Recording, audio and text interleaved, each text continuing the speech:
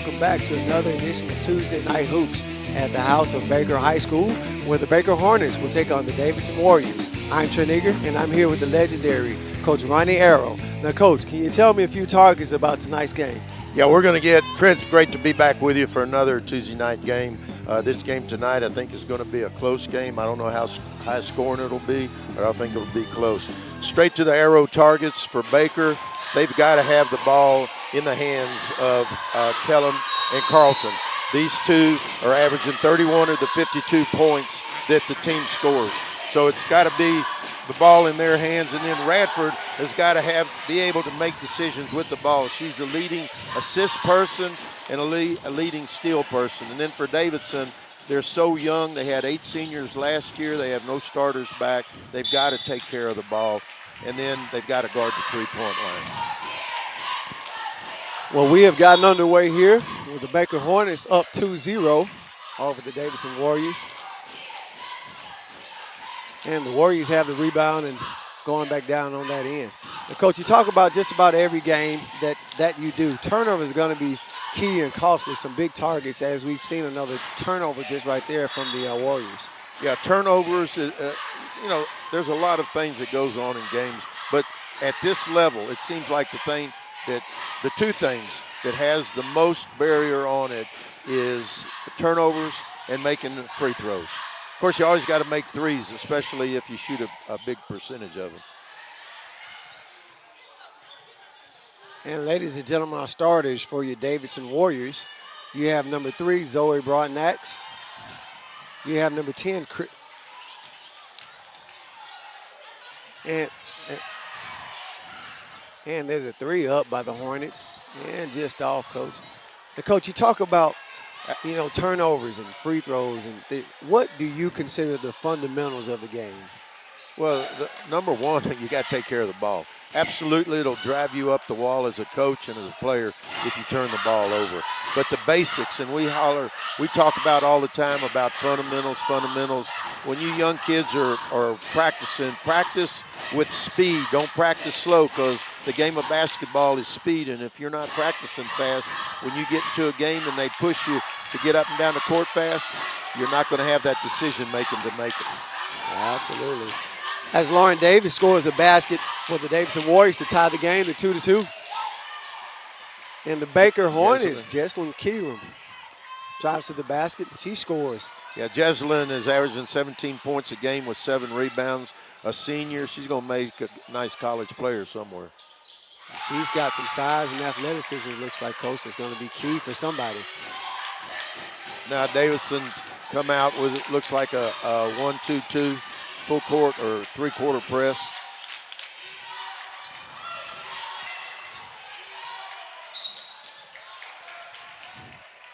And Taylor Rayford drives to the basket and is fouled, so she's going to shoot 2 right there. As far as Baker, for Baker, the starters are number 1, Abby Kilgore, number 4, Taylor Rayford, number 10, Jesselyn Keelam, number 22, Nia Nord, and number 24, Madison Carlton.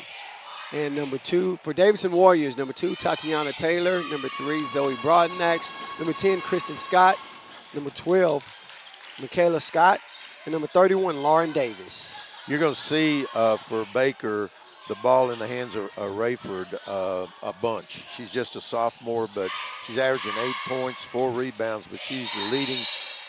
She's averaging 2 steals a game and right at 7 assists. So they want the ball in her hands. Absolutely. Sounds like she shares it well in others' hands. The ones, I keep emphasizing this for Baker, Carlton and when Carlton has the ball, they're going to try and get her the ball. She's very active. She does the things that you have to do. But on the flip side of it, Kellum also, both of them are averaging 31 of the 52 points that the team is averaging. And as Coach seems to go through those guys, those 2 young ladies, a lot. Now that foul right there was on the Davidson Warriors, number 31, Lauren Davis. So that's going to be her 2nd foul of the first quarter, Coach. So that's going to change how things go. That's going to be important towards the end of the game. Yeah. They're probably going to have to substitute for her pretty good. But, one of the things that Coach Robinson was telling me about her team, this is her first year there, and she played at Davidson under Charlie Shep. He was a phenomenal coach there, had great records there. She played there. And, here's something. Both coaches played at Shelton State. Absolutely. At different times. Sure did. Both coaches. I'm sure Madonna would be glad to hear that. Coach Lancaster didn't know that Coach Robinson played there. Yep.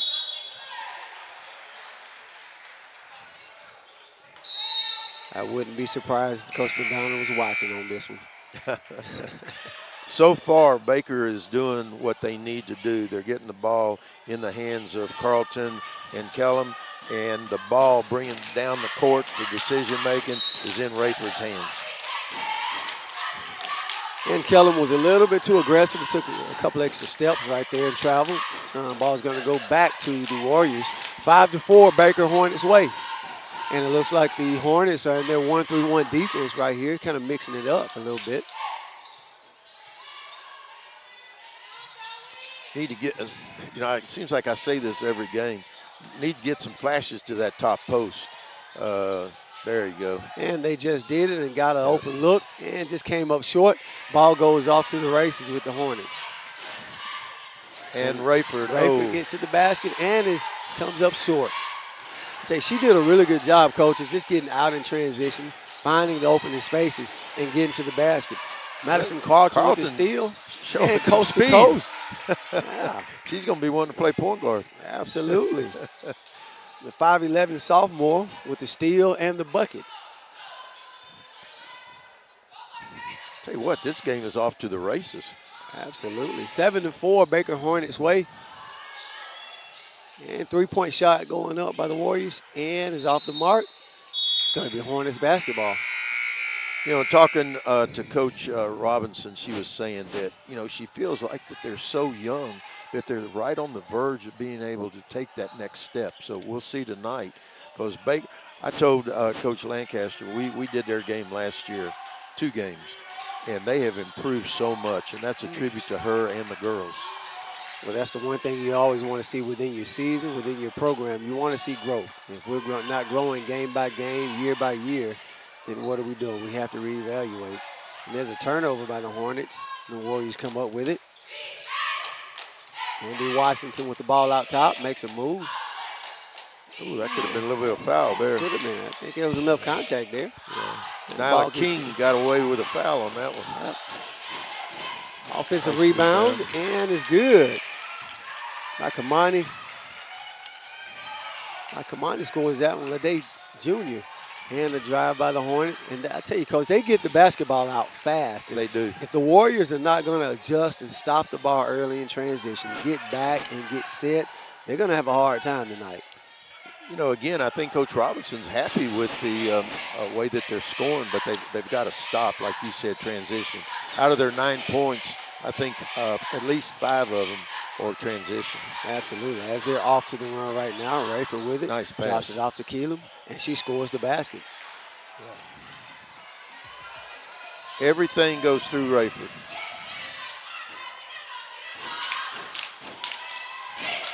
As you talked about, Coach, Rayford and Keelam account for over 50% of the team's offense. So those two are a big-time 1-2 punch as Keelam drives to the basket again and scores it. Well, next year, Coach Lancaster will be fortunate to have Carlton back for 2 more years. She's just a sophomore. Now, Rayford is a sophomore also, so that's something to build your team on for the next few years. Absolutely, absolutely.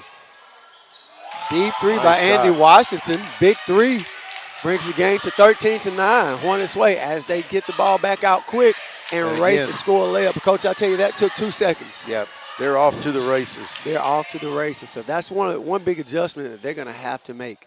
15-9, a minute and 26 seconds left in this first quarter. Baker Hornets way. If you can't make it out to the game tonight, listen to us on our stations. But if you can make it out tonight, that next game is going to be a really good game. I know Coach Armstrong is shooting a lot more threes this year. I talked to him earlier tonight. They're averaging 25 threes a game. And, you know, naturally, if you're going to shoot that many, you're at your best when they're going in. Absolutely, absolutely. And I tell you, if you're shooting that many, you got to be shooting them for a reason. You got to have a lot of confidence. Zoe Broadnack's at the line. She misses her first. Going to be shooting one more as the Hornets make a few subs. Warriors make a sub or two as well. You know, Abby Kilgore's coming into the game, and in talking with Coach Lancaster, she's been almost begging her to shoot more. She's just in a stage now where she's open, and Coach wants her to shoot. I don't know. Have you ever had a player that didn't want to shoot the ball? I haven't. No, I can't say I've had one of those. I've had a couple that I wish didn't shoot the ball. I was just about to say, it seems like we have one of those every year. Yeah, he turned down a few shots. Tell you what, Rayford is as polished a point guard as there is. She'll set you up. Nice ball movement. And it's going to be out of bounds. Got tipped. Going to go back to the Hornets. They're lucky it got deflected because they were going inside to Carlton and she was wide open. And it looks like that's what Coach Lancaster really wants to do a lot of. They're getting to the basket in the half court and the open floor in transition as well. Nice pass. They want to shoot a lot of layups right there. That's just what they just did right there. Casey Fields with the basket at the rim and worked the ball around, got it to her, and she scores the basket. 17-10, 36 seconds left in this first quarter. Nice assist by Abby Kilgore on that play. Uh-oh. Oh, and they missed one right there. there. Yeah, they did. A little carry. Tell you what, I don't know about you, but this girls' game seems like it's a lot more up-tempo than the ones that we've had in the past. It has been. It has been. And the Hornets are doing a really good job of getting out in transition and not only just running, they're capitalizing. They're finishing. 17 points in the first quarter. That's the difference in the game. The 7 points, I guarantee, is layups in transition. Absolutely. Absolutely. 17-10, 21 seconds left. Warriors with the basketball. Shot goes up from the three. Offensive rebound by Paris Grinnell. And nice shot. And Andy Washington with the finish for the Warriors. 17-12, 7 seconds left. Keelam drives to the basket on the break and scores it. 19-12 to finish this first quarter. I tell you, Coach, she has done a really good job of getting out. They're hitting her in transition on that pitch, and she is making a move. Ladies and gentlemen, 19-12. We'll be back with more action second quarter.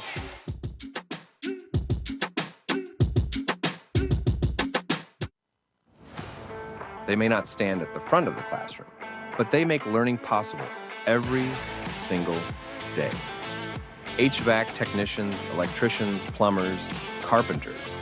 Their work keeps students safe, comfortable, and ready to learn. Join the backbone of Mobile County Public Schools. Great pay, great benefits, real purpose.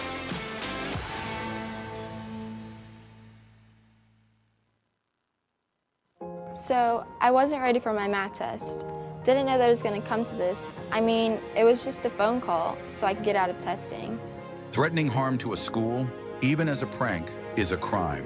Mobile County law enforcement treats school threats seriously, leading to investigations, arrests, and legal consequences. Think before you act. One moment of bad judgment can have lasting consequences. If you see something, say something. Speak up.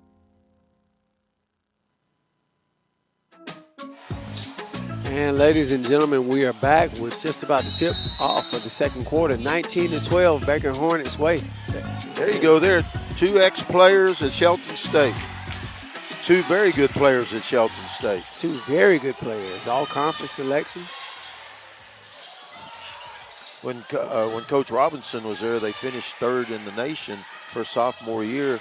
Then she went to Old Dominion and then finished up at South. Mm-hmm. Came back to her hometown and played here, and now is coaching back at home.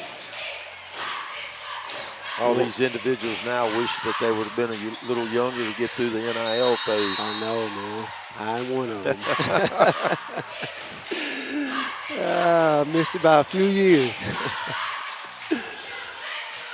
Ball back to the Hornets as they break the pressure. Keelam shoots the three, and it's good. I tell you, Coach, she has, I don't know if we've seen her miss tonight. No, and she's active. She's inside. She's outside. She can handle the ball. She's handled the ball tonight under some pretty doggone good pressure. She's played smooth, played within herself. She gets out and run and long, nice frame. She's going to definitely help somebody's college team, like you said. So Baker is 9 of 16 from the floor right now, and like you said, that is the difference. When you shoot layups in transition, your percentage goes up a Absolutely. bunch. 1 of 2 from the three-point line. Davidson's starting to trap now at the wings and on the baseline. And created a turnover right there, and they're on the break right now. Broadneck's out at the top with it. Here they come again.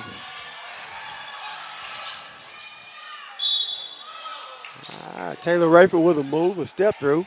Looks like she drew the foul right there. A little peekaboo shot. Yeah, a little peekaboo. I tell you, we talk about that, Coach. Look at her right here with the good skill move, the good footwork. Back in my day, I know back in my day, you didn't see a lot of that. You saw kids going a lot of one direction, a little shiftiness. But that was a really good up and under Euro step that she did right there to draw the foul. You see kids doing a lot more skill sets now that you didn't see back before. If you're not taking somewhere and getting skill work in, then you're behind. You're behind. I'll just put it like that. In our classroom, I'll just make a little hit here. In our classroom where we do grades 2 through, actually college, on Sundays and Mondays, we emphasize the things and we do the skill work. We say, hey, if you're not doing these skills, it's not advanced skills for you now, because if you're not doing them, somebody your age is doing them. Absolutely. Bare minimum. They're bare minimum now. As a half-court pressure for the Hornets causes the turnover for the Warriors. Now, I venture to say that here before long, this place will start filling up. I think so as well. This is going to be a big matchup between Coach Armstrong and Coach Diaz. Nice look away. Nice drop-off right there. Nice drop-off by Rayford. Dropped it off right there to Angela Kidd. She goes up and draws a foul. I'm going to have to drop her name to a couple college coaches. Bishop State needs to be over here. Well, Bishop State is here. Okay. That's right. The AD talks to all the sports, watches out for all the sports. That's right. I have to relay every name, every kid that I see. Hey, Coach, there is a gym. And there's definitely one right there in Keelam. And I'm not sure what her college plans are, but she's definitely a kid to keep an eye on. Y'all do a great job. I've said this before. Y'all do a great job at Bishop State, and Archie does also at University of Mobile, of getting tournaments there, camps there, where the inner city kid and the surrounding areas can see the campuses and see what it's like there and see how nice y'all's campuses are and gyms. Absolutely. It's all about exposure. Exposure to the college lifestyle, to the college level of basketball, the college level of sports, just in general. It's all about exposure. So kudos to Coach Arch and all the others that do the same around the community. So 25-14, we have a timeout by the Hornets. Coach, now tell me, what do you think is going to have to happen with this 5 minutes and 54 seconds left? They're down 11, 25-14, the Warriors. What do you think is going to be a big thing going into the half right now to start preparing for? Well, I think Davidson has stopped a lot more of Baker's fast breaks. They might get one or two, but they're not getting them like they were. They were getting them for a period of time, being able to get the ball down court, but they're getting back on defense now. And Davidson has come out now with a three-quarter and half-court pressure, which is really hurting Baker a little. Absolutely. They've pushed their offense back a little further. Let's see how the Baker Hornets adjust. Keelan with the ball out top, moving it around. Nice ball movement. They missed Abby at the free throw line. And nearly a turnover. I tell you, it looks to be effective for the Warriors, extending that full-court pressure. And they came up with the steal right there. Brocknex with it. Passes up the floor, and she gets it back. Kicks it to Washington for the deep three. And she's off the mark, and it's going to be back to the Hornets. That's a shame because they had a nice steal and they had some nice ball movement. She was wide open. She got a good look, just didn't capitalize. 1-2-2 full court press. When they put the ball on the floor, I think that's a sign. It's a way to get the ball to the middle. Just a double dribble there. I think so. Tell you, extending their defense has pushed the Hornets back outside a little bit. Let's see if they can capitalize on it.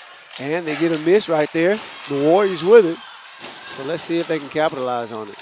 Angela Kidd misses one from inside. Is she going to try another one? She's going to try another one. I tell you, she is not shy, Andy Washington. I think both times she could have stepped in a couple feet. Absolutely. And still been able to have a wide open shot. Absolutely.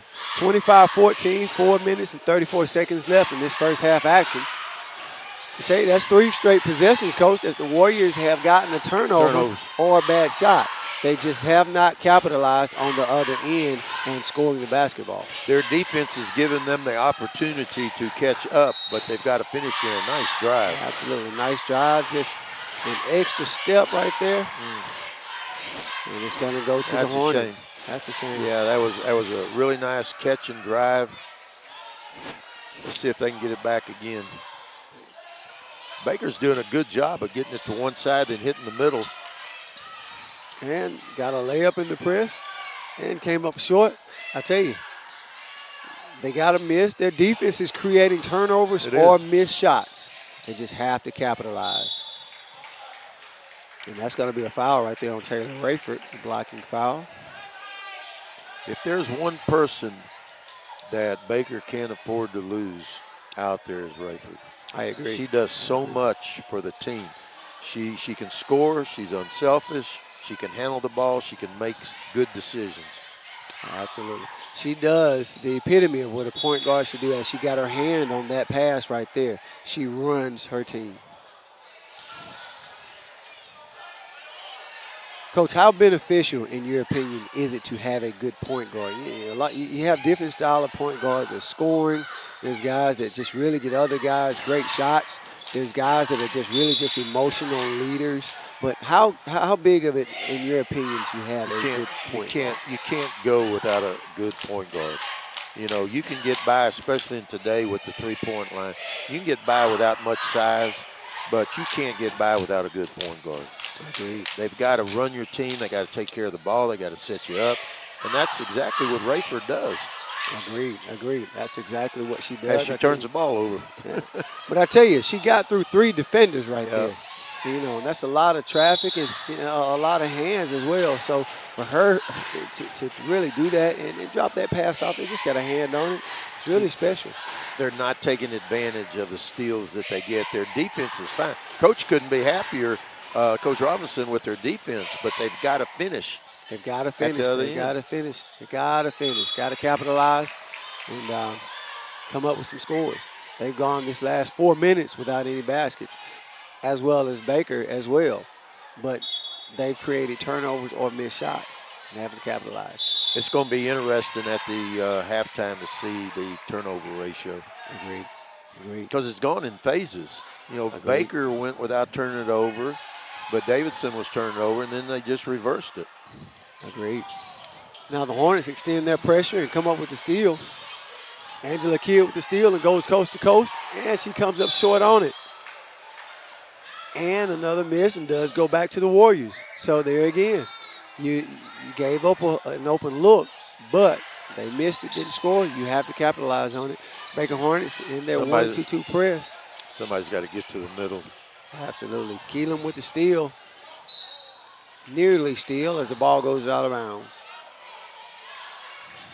Warriors basketball 25-14, 2 minutes and 43 seconds left in this first half action. I'm not sure, but is Baker 1 or 2 in attendance as far as students in the state? They're either 1 or 2. They're either 1 or 2. Yeah. I'm not sure on that one. My daughter goes here, so I wonder if she knows. She'd probably say, Dad, I see kids flooding out all the buildings, so we'd be 1. So we just got word Baker's number 2 in the state in attendance. So number 2 in the state in attendance. I wonder who that's behind. As there's another turnover by the Hornets again, Coach. So this second quarter, the Warriors have seen the defense go their way. They just have not capitalized on the offensive side. The first thing Coach Robinson's going to say, I bet you, or something like this at halftime, is, girls, y'all are playing your tails off on defense. You've got to finish. You got to make them pay for it. Yep, just have to make them pay for it. Madison Carlson with the steal there, and Rayford with it up, and she gets fouled, taking it to the basket. She's fearless. She don't really care if there's is. 1 or 4 people. She If really she sees an opening, she's taking it to the hole. She put her head down and went to the hole. I tell you, she drew the foul, but she initiated all of that contact. She gave all of that contact. As you talk about how physical and tough she is. And that's one thing that's a big part of the game. And you talk about it a lot, the strength and conditioning. And that has nothing to do with gender, male or female. You have to be physical. You have to be strong. You have to be tough to play this game. And she is every one of those. One of the hardest things in any sport probably, but for basketball we'll talk about, is to make a soft kid hard, whether it's mentally or physically. It's just tough because when you start trying to get them to play harder and work harder, then they sort of get the feeling you're picking on them, you don't like them, and they're just trying to help. But, you know, how do you explain? Get over there and take a charge. You know, you can't get over there slowly. You can't get over there softly and take a charge. And you have to be mentally tough to take that hit because a charge is contact. So you're correct. It's a good point. Really good point. 26-14, minute and 38 left. Warriors basketball. Broadnax is off to the races. And a good play by Abby Kilgore to take a layup away on the break. That's a really good recovery. She hustled. She ran. Really did. Not giving up on plays. The play isn't over until it is over. And she took away a layup, and I don't know if that layup or basket may be big later on in this game. I can't believe how much Coach Lancaster's team has improved from last year. It's like night and day. Shot goes up by the Warriors and a miss.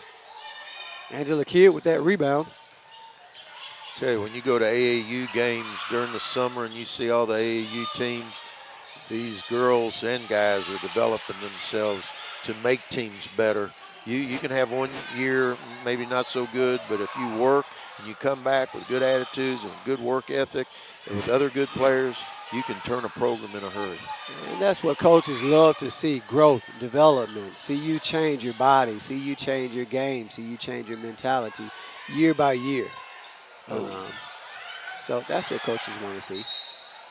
And shot goes up, and it's going to be out of bounds. That's on a shame. The Warriors. Cherish Wilcox got a nice rebound and then didn't finish inside. Just didn't finish right there around the rim. Davidson's having the opportunities. They are. And they're making those happen a lot of times, but they got to finish at the other end. They are. Nice inside to outside. And that's, like you said, I'm sure that's one of the things Coach is going to talk about at halftime, Coach Robinson. Guys, we're getting opportunities. We're getting looks. We're getting steals. We're getting misses. But we have to capitalize and finish and make. As Broadnax makes a really good play on the break right there, tips it out of bounds to stop the clock and stop a layup. 28-14, 21 seconds left in this first half action. Taylor got a nice rebound for Davidson and pushed it down the court. Madison Carlton with the turnaround and miss. Broadnax with the rebound, going down, 13 seconds left. Picks up her dribble and nearly turns it over. Andy Washington with it. She drives to the basket and misses. Oh, nice. But they get the offensive rebound, and she's fouled. That's Markayla Scott with the offensive rebound and put back. She's fouled, so she's going to have 2 shots with 0.8 seconds left on the clock. You know, that play right there, you talk about running plays to get people over. When she got that rebound, that wasn't no play. That was just go get the ball. That was a play, yeah. And if young kids can just see that, you don't have to shoot 3-pointers. You make things happen for yourself. Go get a loose ball. Go get an offensive rebound where it leads to points. Absolutely, absolutely. She misses both.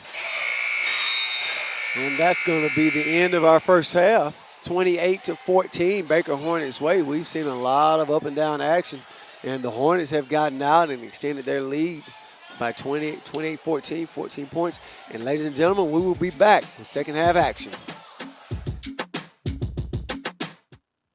Did you know that missing 2 days of school per month has a negative effect on student achievement? And that chronic absenteeism is negatively impacting 1 out of every 10 Alabama students. Studies show students who are chronically absent are more likely to drop out of school. For every 1 day your child is absent from school, it takes 3 days for them to catch up. So if I am not sick, make sure I'm at school, because missing school means missing out. Your experience is valuable, and now it pays.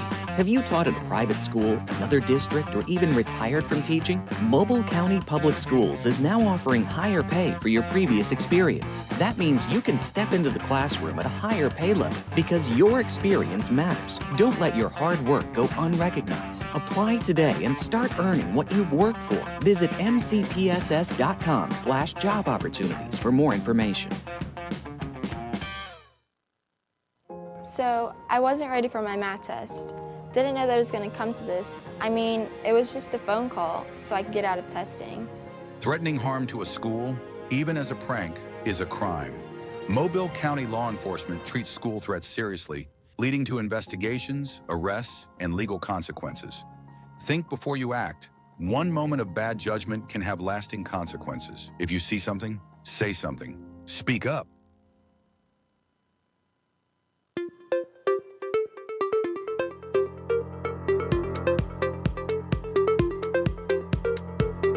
Give her a mouth. Oh, look at that. Isn't that pretty? Let's put her down. Every great story begins with a first chapter. For thousands of children across Mobile County, that chapter begins here, in the pre-K classrooms of the Mobile County Public Schools, a place where curiosity is encouraged, friendships are formed, and the foundation for lifelong learning takes root.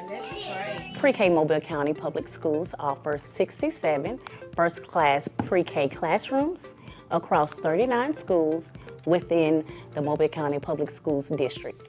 The pre-K program has to offer parents a high quality of early childhood education that focus on early literacy, math, social services, problem solving, and more than anything, it gives parents a peace of mind to know that their child is in a safe, encouraging, and supportive environment.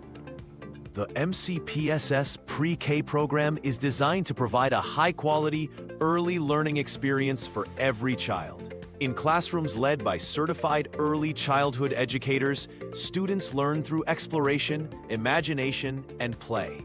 Essential tools that prepare them for kindergarten and beyond. From language and literacy to early math and science, lessons are designed to spark curiosity and foster a love of learning at every turn. They're an empty slate, and it allows us to work with their behavioral components, the emotional, the social, the cognitive development of just little people, because we know that 90% of the brain development takes place by 5 years old, and so that gives us an opportunity to get those little ones before they come up to kindergarten. That gives us an opportunity to build those skills and to build them in those areas. In MCPSS Pre-K, teachers do more than instruct, they nurture. Each day, educators build relationships that help students feel safe, confident, and eager to learn. Our classroom academic learning environment is, it's a hands-on, everything is geared toward what they need to know and their development. We have different areas in the classroom. We have a block area. We have a writing center, science center, and we have an art center where they can be creative. Right now, the art center is filled with fine motor activities for them to do, to build up their fine motor skills for the writing process.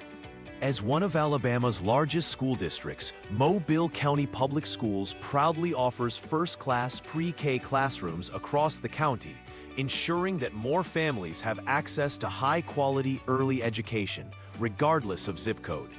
This expansion has been especially meaningful for rural communities, where access to early learning once meant long commutes or limited options. Now, children in every corner of Mobile County can begin their educational journey close to home, supported by caring teachers and modern classrooms. Being a rural school, our students just don't have that opportunity for preschool. That's very limited. We're not like a big city where there's a preschool all throughout that you can just select one. Our children do not have that opportunity here. And so it is vital having the 3 units to prepare our kindergarten classes for the following year. The Mobile County Public Schools pre-K program is more than a classroom. It's a community of learning, discovery, and growth. Kids that attend a high-quality pre-K program, typically they perform better than their peers in reading and math, and they have a higher graduation rate. The screening process for Mobile County is for evaluation and placement to see where our students are. Anybody can apply to the Mobile County Public Schools First Class Pre-K program. You just have to have a 4-year-old that will be 4 on or before September 1st and reside in a Mobile County district. Learn more about the Mobile County Public Schools pre-K program at www.mcpss.com.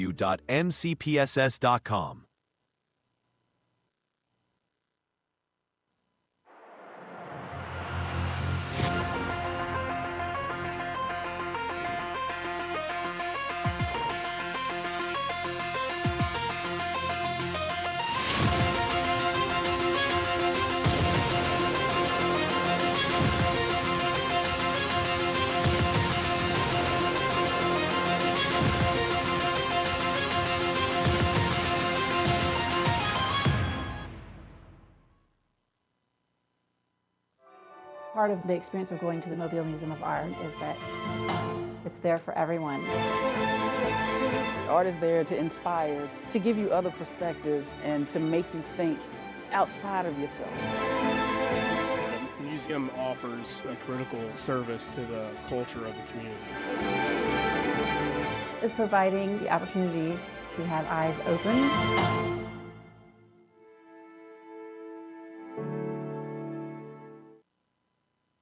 I'm Keith Blackwood, your Mobile County District Attorney.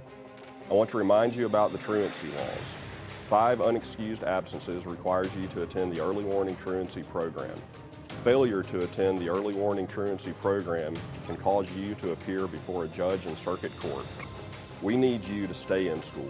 This is a serious law, and it needs to be taken very seriously. I wish you and your family a safe, happy, and successful school year.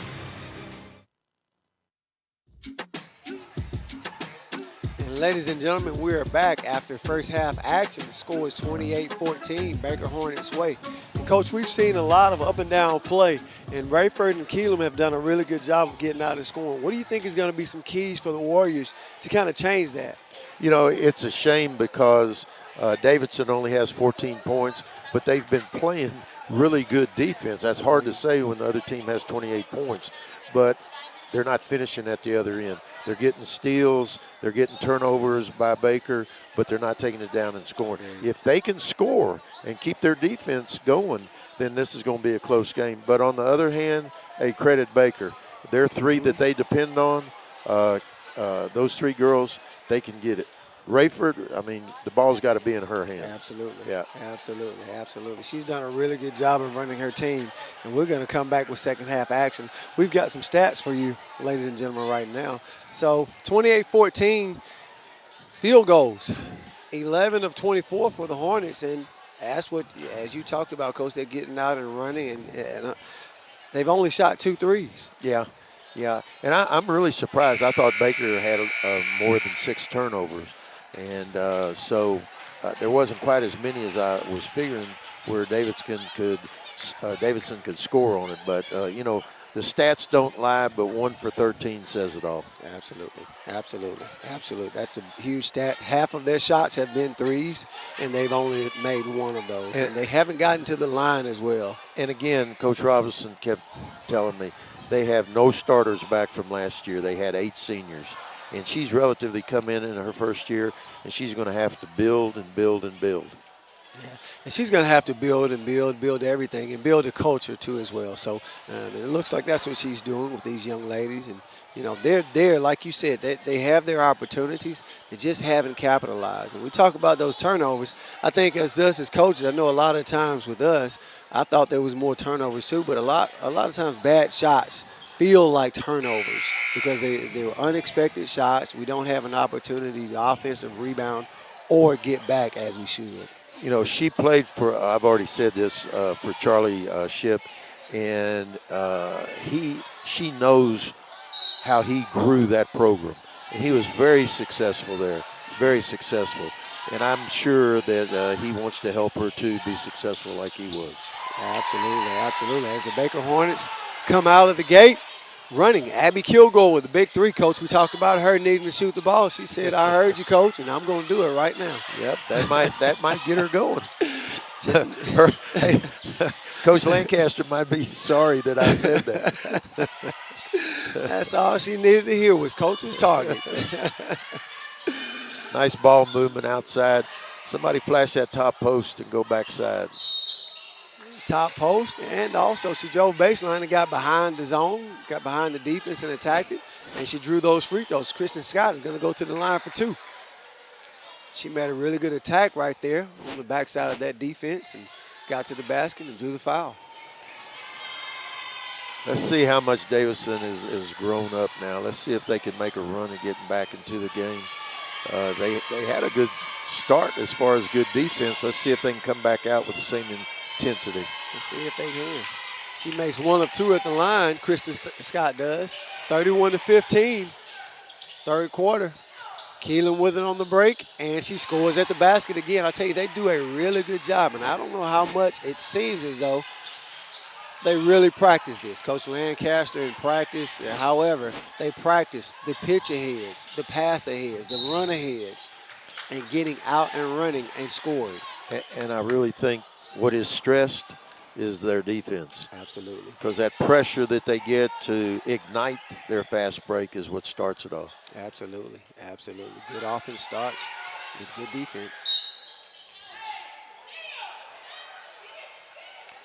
You can say what you want. You got to score points to win games. But if you don't play defense, you're not going to score points because you can't go out and just do everything and shoot the ball well. You got to get some easy points off of your defense. Absolutely. As Taylor Rayford makes a good crossover move right there. Really shifty, getting to the basket. I tell you, Coach, if she puts her head down and decides that she wants to go to the rim instead of passing it, she's a scoring threat herself. She's not just a distributor and running your team. She can put her head down and go get you a bucket. And ladies and gentlemen, 35-15, we're going to take a quick break right here, and we'll be back with more action. A teacher is one of the biggest investors in a community. They impact the lives of those we value the most. Teachers share knowledge which helps shape and mold our future leaders. Teachers show direction and help build a sense of purpose. Are you ready to make a change? For more information on teaching opportunities, teacher incentives, or to apply with the Mobile County Public Schools, log on to www.mcpss.com.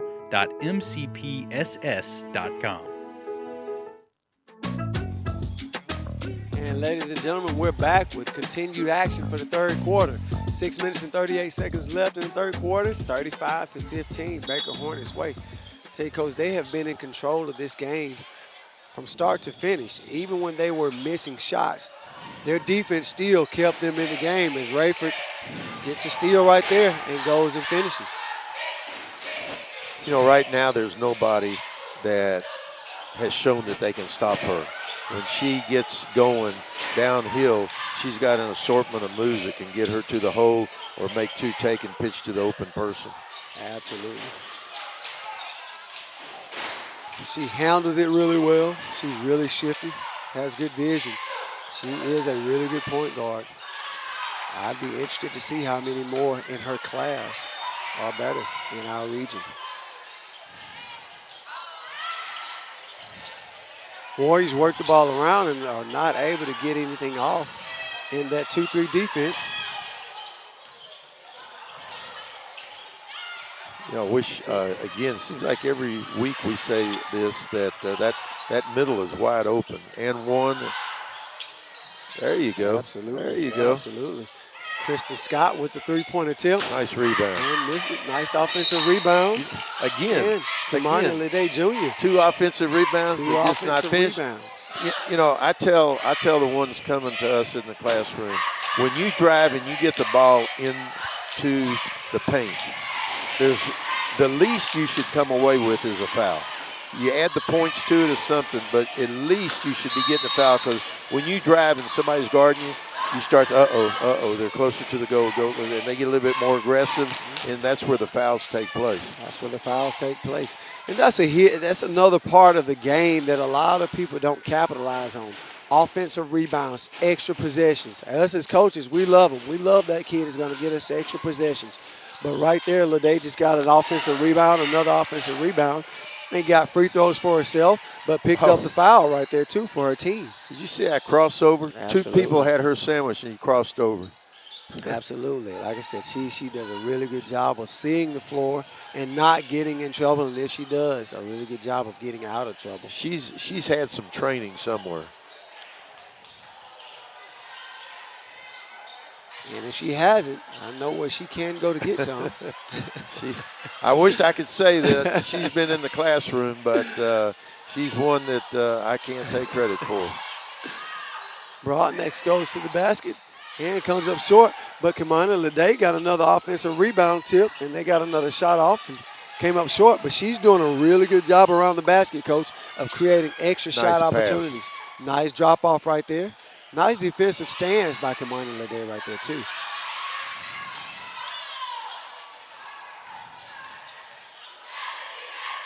Shot goes up.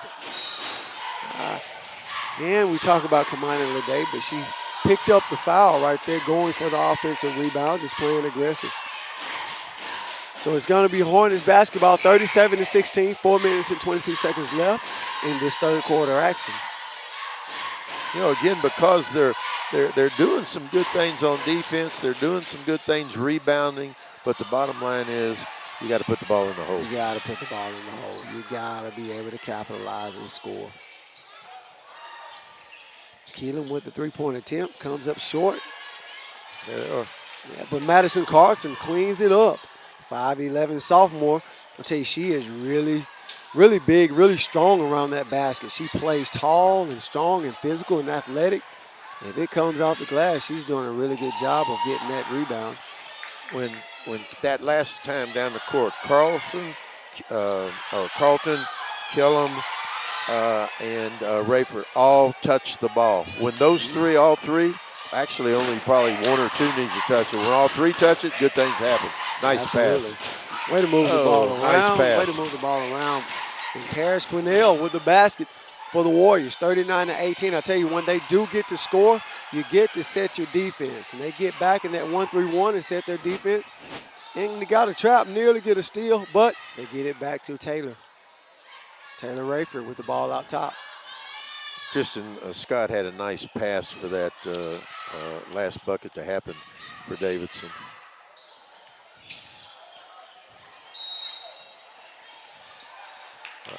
And Taylor Rayford is a little bit extra. I thought she carried a couple hands with her on that one. Thought so too. Called the travel. 3 minutes left in this third quarter. 39-18. 39-18. Baker has been in control since the jump. Let's see if the Warriors can do something to change that. Starting to fill up a little bit more and more. If you have an inkling to come down here to the game, you need to get on down here and get a good seat. If not, hope that you'll be listening to us. Absolutely. This is going to be another good one after this game, ladies and gentlemen. Coach Diaz and Coach Armstrong both look to stay strong in area play. Drop off right there, just misses her. Goes out of bounds. It's going to be Warriors basketball.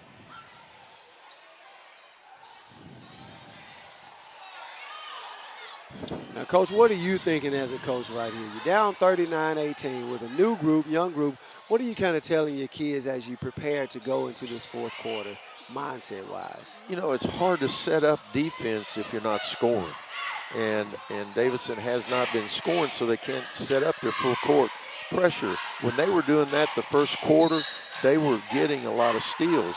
But when you don't score, then you got to go back and play half-court good defense. So, you know, if I had my choice, I'd rather play full-court tough defense and then fall back to half-court good defense. So, you know, you got to score, but at least coach can say defensively, I think the effort has been there.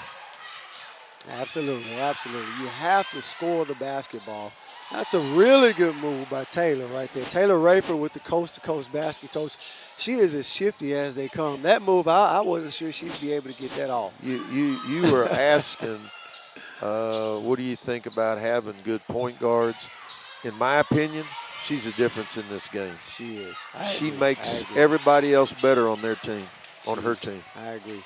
Oh, Abby. Abby with it. I thought she may have got hit right there, Yeah. Coach. She comes back up with the Going back offensive up. rebound, though. And Coach wants a timeout to talk it over. 41-18, a minute and 35 seconds left in this third quarter action. And we've seen the Baker Hornets stay in control of this game and have not let their foot off the gas. You know, Abby Kilgore for Baker, she came to me right before she went to Baker. And she has really come on. I know she started 2 years here. She's had a nice career, but she also runs track also, I think cross country. So good for her. Nice young lady and family. Really good kid. And as you can see, you know, she may not have filled up the stat sheets, but she does just what her team needs to help contribute to winning. Their success is not predicated off Taylor, Rayford, or Keelam, you know, or Carlton. There's more than just those three young ladies. They're more than a three-man punch. She complements the rest of the team. Absolutely. Her role, she does her role. She doesn't do over her role. And for all you young kids out there, don't diminish your role as thinking I have to be the kid that scores, you know, the points. There's way more role that college coaches look at and needs. Guys that rebound, point guards, people that help their team win. Everybody wants winners. How do you teach to feed the post? Let me get a basketball question going here. How do you teach to feed the post? Well, Coach, I get out, and I'm one of our taller defenders. And we just get to it, and we have everybody dribble down and make that up fake, bounce pass, you know, side to side, whichever way. And if I can tip it, that means we're going to run. Everybody's going to run or do some push-ups. I agree. You keep that body in front of that defensive player who's guarding you, and they give you a good bounce pass and read what side to throw it to. In my opinion, that's the way to feed the post. Absolutely, absolutely. I think one of the things that has hurt feeding the post is that the guards are so wanting to be past that three-point line that it slows down the bounce pass into the post. So, you know, you can still do it from if you're on the three-point line, but you can't get way past the three-point line and bounce it in there. And I think that's really affected feeding the post and getting the ball inside. Absolutely. I think, and personally myself, one other thing that is affecting it, you know, kids have grown now to be so versatile. And when I say that, true fives and true posts, going down rim run and sitting and posting and waiting for that point guard to pass it in is not, you don't see it as much. Not to say that you don't at all. But you see big kids now, 6'8", 6'9", guys, 6'1", 6'2", young ladies, or 5'11", that can step out and handle it or shoot the three. So a lot of times they're picking and popping instead of posting or rolling. No, I agree. Some of this when I talk to coaches, you know, they say, oh, that's old school. And my reply to that, if it works, I don't care if it's old school, that's winning school. I was about to say, who said old school didn't work? So old school, new school is still school. They haven't quite gotten to tell me it's ancient school. Well, Coach, you're not a legend for no reason. And ladies and gentlemen, 41-20 to end the third quarter. We will go to a quick break and be back with fourth quarter action. As a student in the Mobile County Public Schools, there are a few things I've come to expect. One is a quality education, and the other is a quality lunch. Not only are our school meals well balanced, meeting all federal nutritional standards, but they also have less fat, fewer calories, and they taste really good. Oh, and I forgot to mention, our school lunches contain whole wheat, grains, fruits, and vegetables to give me the energy and brain power to get me through the day. You've got questions? We got answers. MCPSS.com. Whether it's attendance zones, school calendar, lunch menus, or registration information that you are looking for, you can find it right here. MCPSS.com. You can also get the latest news and district-wide calendar information, and it's just a click away. So when you need to know, and you need to know right now, check us out, MCPSS.com.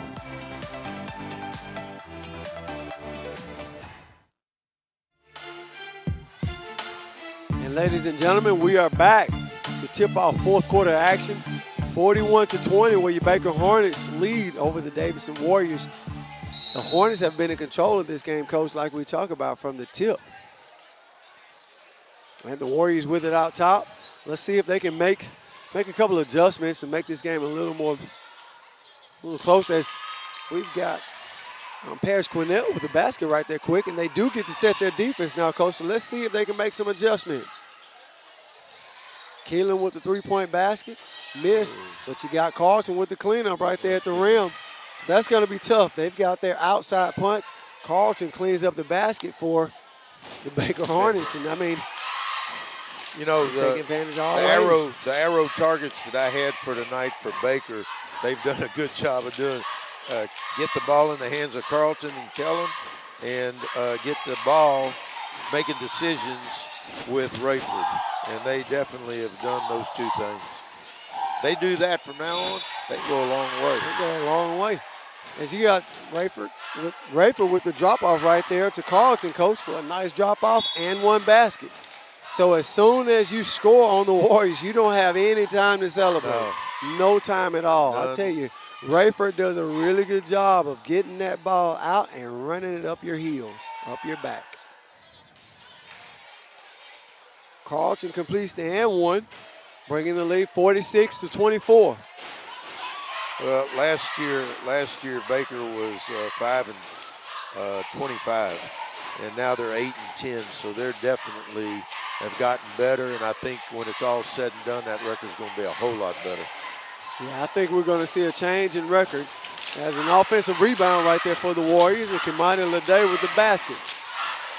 Set their defense, 1-2-2 pressure. Let's see if it comes up effective for them. And they got the steal right there, got the block.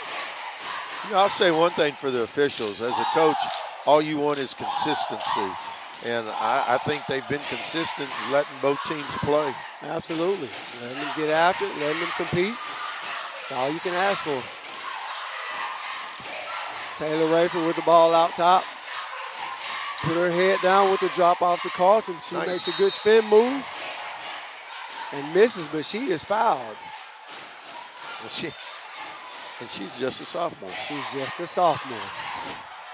I tell you, it seems like we say a couple of things every game. This is going to be another one. Basketball is in really good hands, especially with the youth right now in our region. I think so. I think that I think what's come together is the high school ball and the AAU ball, where they're working more together and not, well, this is AAU and this is high school ball. I think all the high schools that are being successful with their kids are working with the AAU teams to help them have a good season at the high school level. Agreed. I think a lot of these coaches, these high school coaches, are taking advantage of letting their kids play during the summer and watching their progress and tracking them and seeing what they're doing to bring them back into the fold. So and I agree. I got to mention my man, Richard Robinson. There's nobody in this town for years, I'm not going to say how many, for years have built the AAU ball in the Mobile area than Richard. And hats off to him. I know he uses your gym. Absolutely. And he uses Archie's gym out there also. But all of that is just making high school basketball for boys and girls better in this area. Absolutely, absolutely. I tell you, the opportunities that he provides to young men and women as far as basketball in our area, region, is phenomenal. And that be in the summer as well as throughout the seasons with the various tournaments and activity dates that he puts on. So kudos to Coach Richard Robinson. You know, one way to tell if your AAU ball has gotten better is to be able to see how many times the shoe AAU teams are coming in and getting players from your area. Absolutely. And I've got at least 4 to 6 guys and girls that are playing somewhere on a Nike team. And that's big. And like you said, that's a big sign, a big indicator. And when the shoe circuits actually come and get your kids, that means you're doing something right. That means you're doing something right. Foul right there on Carlton. I hate to see it because I wish that each, like the Mobile area, could have a gold team, a silver team, a bronze team with the best kids from this area. But, you know, it's just not going to happen. So as long as they're getting better, whoever they choose to play with, and the coaches are teaching them fundamentals and working them, then everything's going to be okay. Absolutely. Christian Scott with the pull-up right there for the Warriors on the break. 50-29. And the Warriors are still competing right here. Coach calls a quick timeout. This is one of the things that I talked with Coach about, Coach Robinson, is that they have good spurts of good, and then they have more spurts of not so good. And that comes from a very inexperienced team. Absolutely. I mean, when you lose 8 seniors and then you come in as a new coach, but I'm going to go back and say she played under Charlie and and she knows how he built his teams every year. And I'm going to hopefully be able to say next year when we're doing one of their games that she's going to be just like Coach Lancaster, and we'll look back and say, man, what an improvement they've made. Absolutely, absolutely. As a coach coming in, you have to put your imprint on your program, and it seems like that's what she's doing. And although we're looking at this score, there's another game within a game, and she's coaching her team right now and building a culture. Hey, we're going to compete throughout this game, and the way we're going to compete and what we're going to do is the staple of what we're going to do. It's how we're going to do it. You know, I made reference to Coach Robinson, about Coach Robinson and Coach Lancaster. Both of them played at Shelton State. Maybe at halftime we'll get them both out there at half court doing one-on-one. I think it'll be a big-time game. I don't know how fast it'd be, but it could be competitive. I was about to say, I'm sure that both of them could really still play. I'm pretty sure, matter of fact, their players won't say, hey, Coach, I bet I can take you. I don't think so. Good for them. 4 minutes and 41 seconds left in this game, 52-29. Baker Hornets are well in control as Keelam goes out. That's probably going to be the end of the night for her.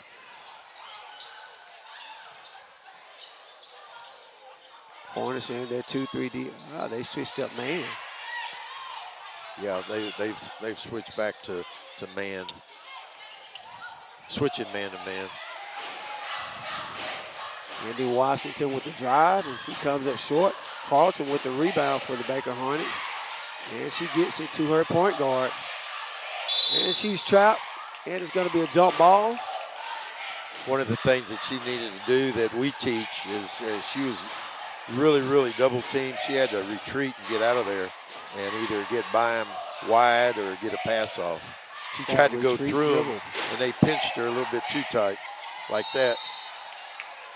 And she put her head down then and said, hey, if you're going to trap me, I'm not going to allow you to trap me. So I'm just going to attack, draw the foul.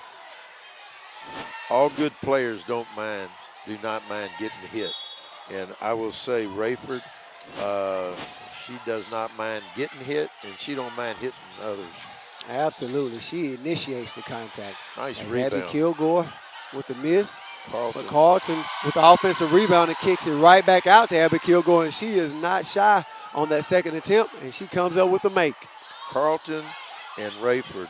Coach Lancaster is going to be sleeping a lot better at night knowing those two. She's got those two for 2 more years. Absolutely. Knowing you have those two.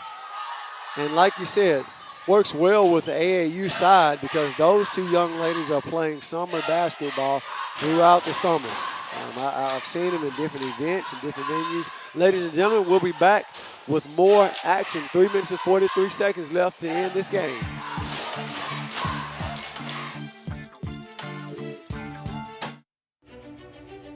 High school students, are you looking for a way to become a better leader? Then the Junior Officers Training Corps may be what you're seeking.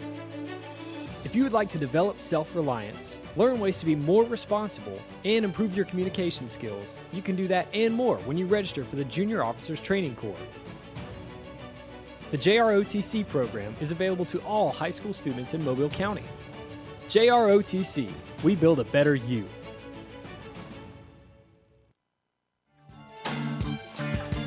And ladies and gentlemen, we are back. 3 minutes and 43 seconds left in this game, this ball game, 54-29. Baker Hornets well in control of this game. Tell you what, I was looking at the huddle of Davidson, and, you know, coach is in there coaching. The girls are right there, eyeball to eyeball, listening. So, you know, when you can be down like this and still have your team's attention, I think it says a lot for the coach-player relationship. Absolutely, absolutely. You can look at their body language, their demeanor, even on the bench and on the floor. They are locked in. They're still engaged. They're still competing. As Andy Washington makes a good move right there for the Warriors, and coach is still coaching. I mean, she's coaching as though this game is 54-54, and that's what you love to see. Your kids see you competing along with them. There's no quit. They're trying to get good traps or trying to finish, get to the hole and finish. I'm going to say again, I think the difference in this game, and probably a lot of games that Baker's going to play, is Rayford. I mean, she just makes things happen. She just makes things a lot easier. As you talked about, when you have a really good point guard, a floor general, a leader, makes it a lot. When plays break down, you have players that step up.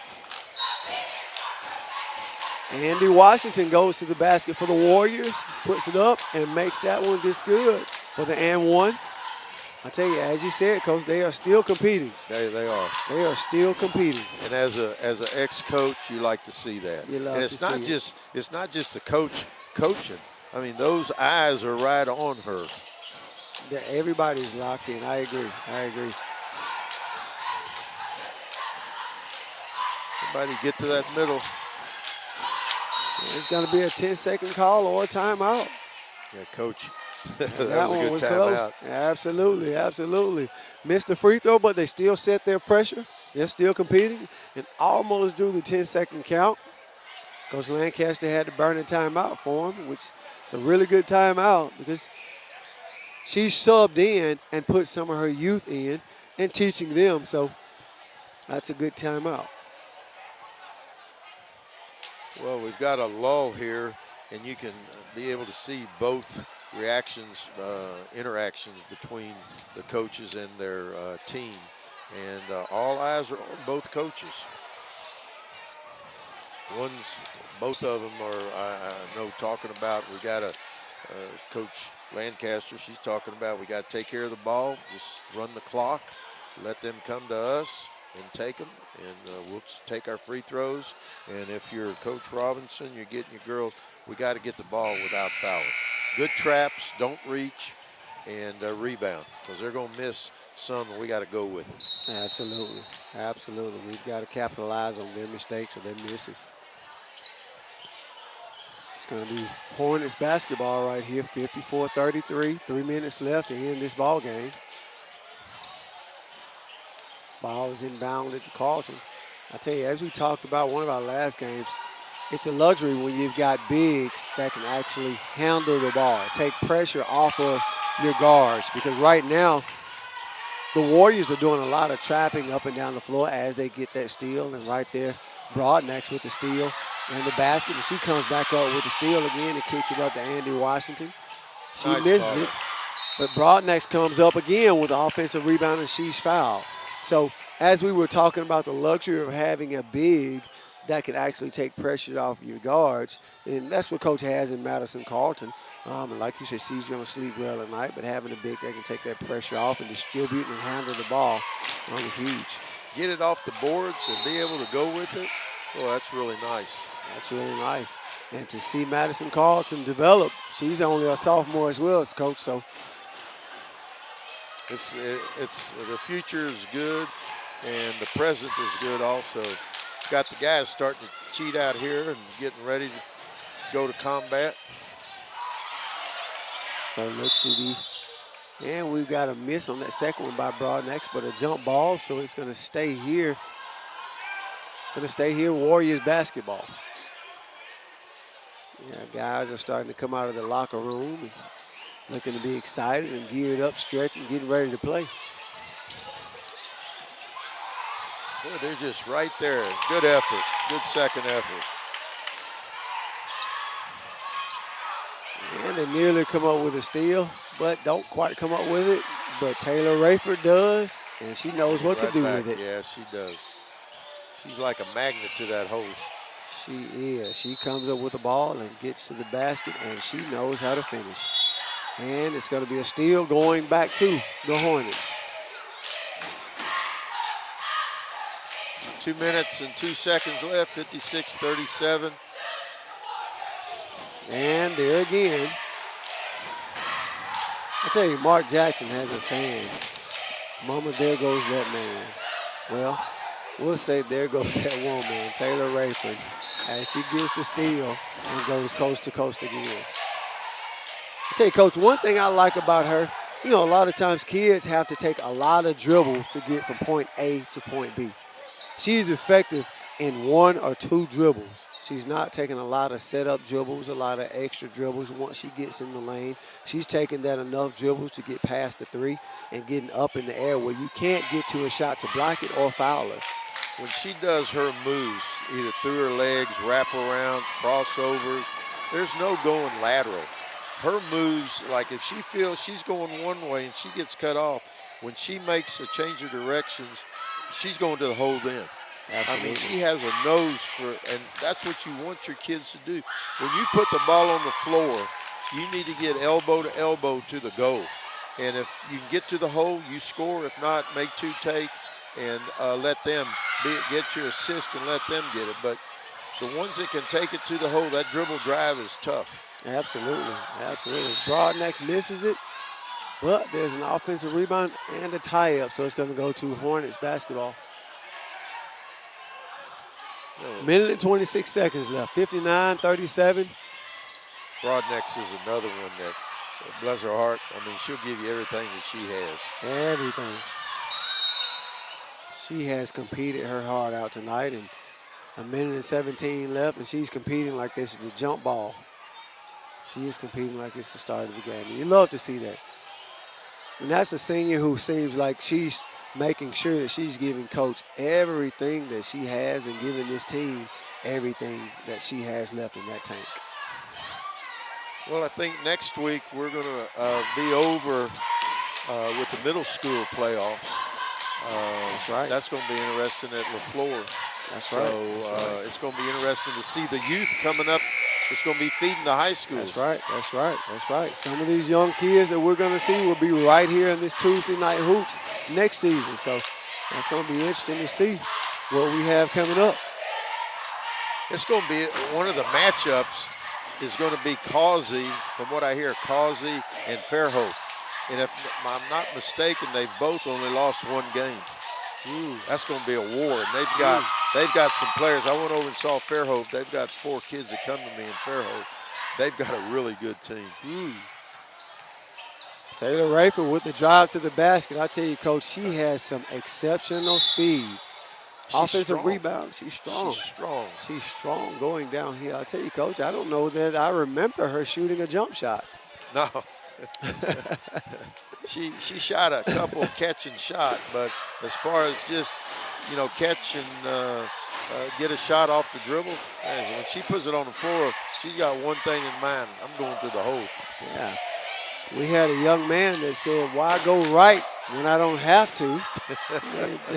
Yeah. Taylor Rayford said, why shoot the jump shot when I don't have to? Yeah. You're right. Yeah, they have not stopped me getting to the basket. I'm not going to stop myself. 59-39, 52 seconds left in this ball game. Hornets with the basketball looking to close this game out, and there's a tie-up. And it's going to be Warriors basketball. Yeah, she has done a really good job of what I really like, a really good job of playing to her strength. And her strength is getting downhill and, finding others, distributing, making the extra pass, finishing around the basket for herself. She's done a really good job of that. And Carlson's got to be careful right there. We're playing with a little bit of emotion.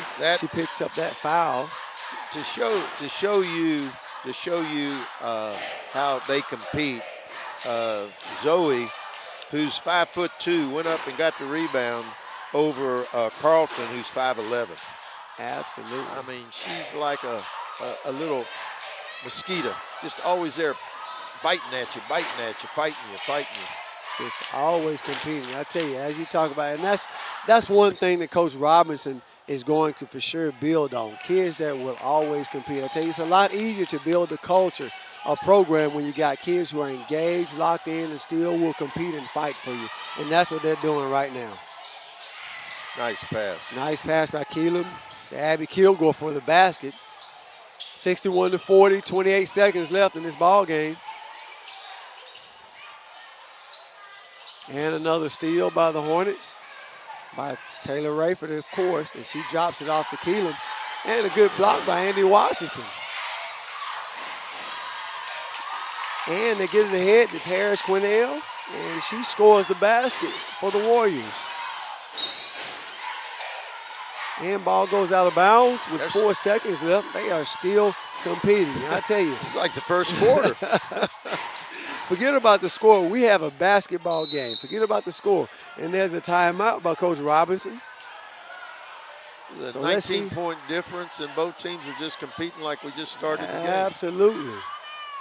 Absolutely. When you're coaching, you don't care about the score. You're coaching the ball game, not the score.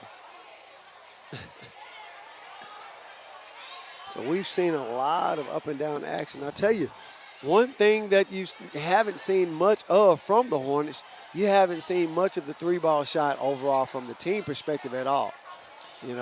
They have not lived by that. They've lived in transition. They've lived in getting downhill, offensive rebounds, and getting to the free throw line. Yeah, when they put that ball on the floor, they're not worried about pitching. They're getting to the hole. They are going. That dribble drive, since the lane has grown and the three-point has spread everything out more, and that dribble drive has become essential. You can call whatever offense you want to call an offense that you're running, but it gets down to dribble drive or penetrate and pitch, whatever you want to call it, but that's the end results of it. You've got to have guards that can actually get downhill and create, and Rayford shoots it at the end of the game and just misses. So, ladies and gentlemen, that is going to be our ball game. 61-42. Baker Hornets come away with the victory. Going to take them to 9-10 on the year. And I expect in the next few games that's going to go well above the winning procedure as far as winning. And that's a big-time win for them in area play. So the Hornets lead the way with that victory. And we're going to have coaching here in a second, but we saw some really good play from her guards. Effort throughout the game. And I know that Davidson team is upset that they didn't get better, didn't show better, but they had energy, they had effort. As a coach, you want to win. As players, you want to win, but you've got to be able to do the things to help you win, and that's energy. Absolutely. Coach, congratulations on your victory tonight in area play. Coach, can you talk about your victory tonight and what it took for your team to be successful? We focus on three things, and that's rebounding, defending, and free throws.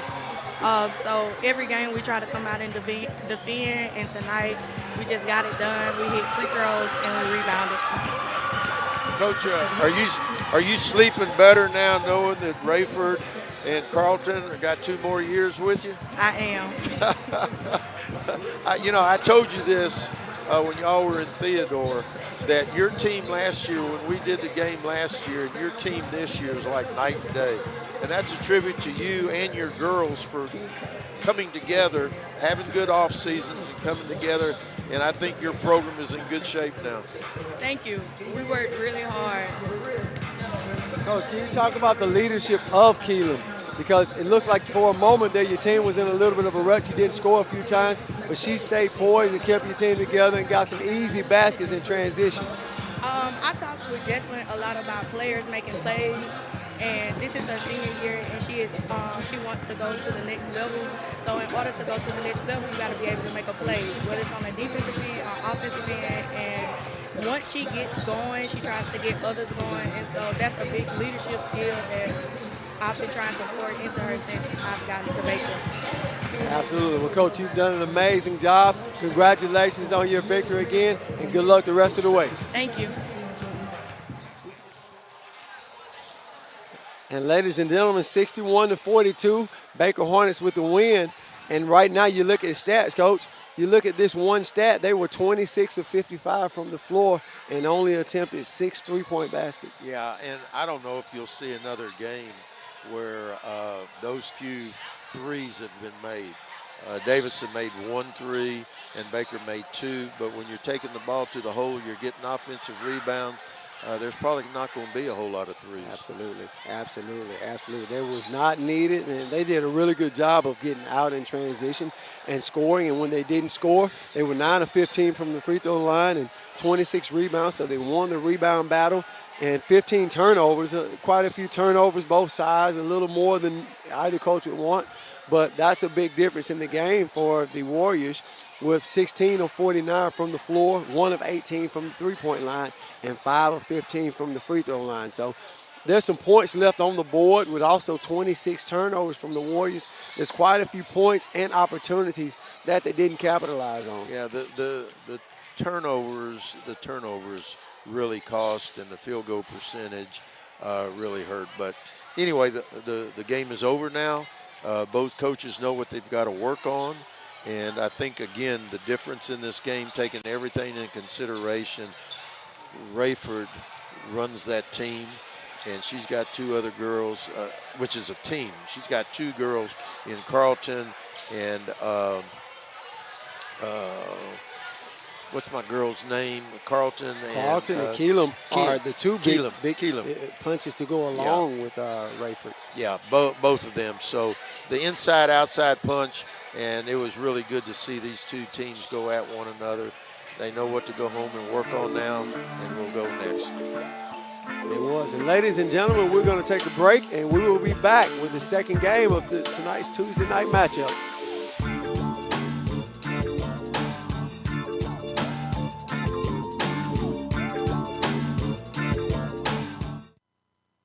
Hey, Mobile County parents, it's time to launch your little learner into success with the Mobile County Public Schools First Class Pre-K program. If your child turns 4 years old on or before September 1st, they qualify for this incredible opportunity. Online registration begins January 15th, so don't miss out. Visit MCPSS.com for more information and a complete listing of pre-K sites, screening and selection information. The MCPSS First Class Pre-K program, where big dreams start small. Your experience is valuable, and now it pays. Have you taught at a private school, another district, or even retired from teaching? Mobile County Public Schools is now offering higher pay for your previous experience. That means you can step into the classroom at a higher pay level because your experience matters. Don't let your hard work go unrecognized. Apply today and start earning what you've worked for. Visit mcpss.com/job opportunities for more information.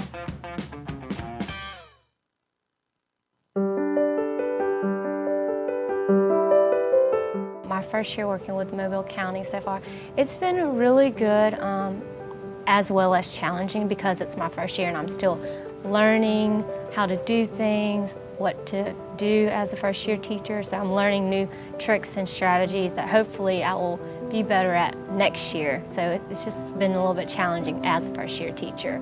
It is very scary coming in as a first-year teacher because you go to college and they teach you these things and you go field experience in other classes, but you're always with another teacher. It's not your very own classroom.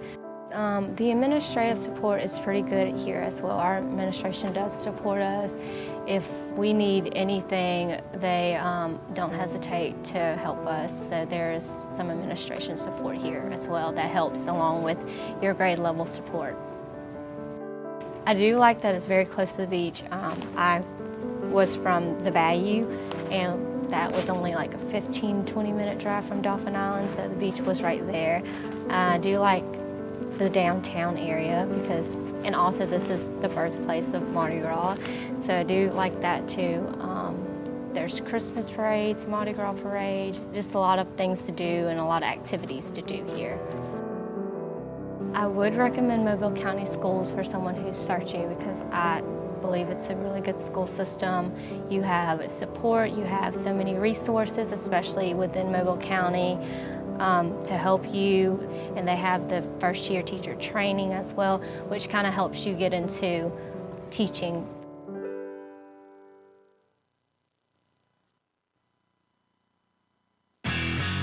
Mobile County Public Schools completes about $100 million in school construction each year. And we're looking for new contractors and construction vendors to help us ensure that all students are learning in top-notch facilities. Is your company interested in becoming a construction vendor for Mobile County Public Schools so you can bid on these projects? We need contractors, plumbers, HVAC installers, roofers, electricians, painters, and more. Follow these steps to become a vendor. Number 1, complete the vendor application online. Under System, select Business, and then under Resources, click Vendor Online Application. Number 2, enter the vendor portal. Click Apply to agree to the terms and click Save and Next. Number 3, enter your business information as prompted. A tax ID number or social security number will be required to complete the application. At the bottom of each page, click Save and Next. To find out what projects are currently open for bidding, visit mcpss.com/bid invitation. Follow MCPSS Facilities Facebook page and email facilities to receive notifications. Complete these easy steps, and your company soon may be part of Team MCPSS.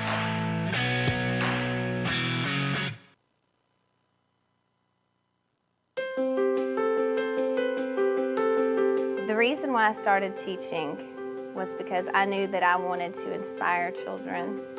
And at a very early age as a child, I knew that teaching was my calling. The reason I chose Mobile County was because this is my home, not to mention that E.R. Dixon was also my home place to start my education as a child. So I wanted to give back to my community.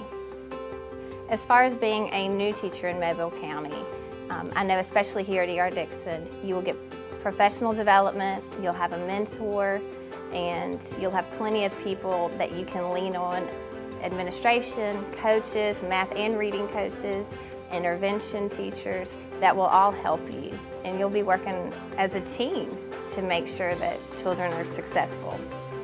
I received professional development. I also had a mentor when I started teaching.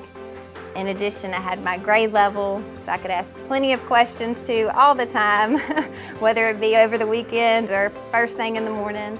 I definitely think that we as Mobile County do a wonderful job of providing the support that you need as a new teacher, professional development, whether it be co-workers, mentors, you have a team all the time to help you and guide you through teaching. It makes you feel like you have your place, you have your home. And here I'm already at home, but just to know that when you come here, you have a second family. I'm excited to be a part of Mobile County. Every morning when I wake up, I'm so excited to get to school. And the most important thing is just to see my children and laugh with them and know that we're not just helping that child learn Common Core or Wonders or whatever the program is that we're following, but helping them to grow as an individual. Because these kids are going to be, whether they're here in Mobile County or in another state, we want them to be true examples of leaders and successful and responsible citizens. And when people say, where did you go to school? Mobile County.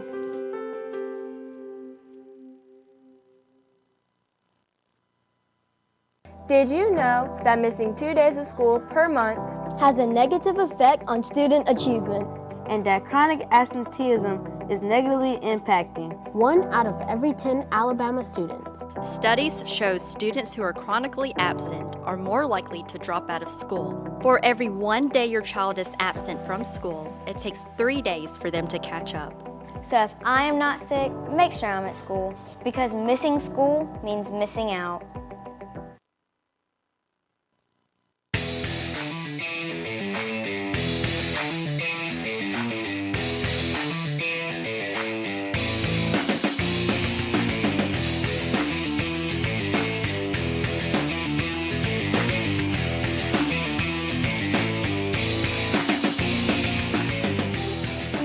And ladies and gentlemen, we are back for your second game of the night of this Tuesday night edition of Tuesday Night Hoops.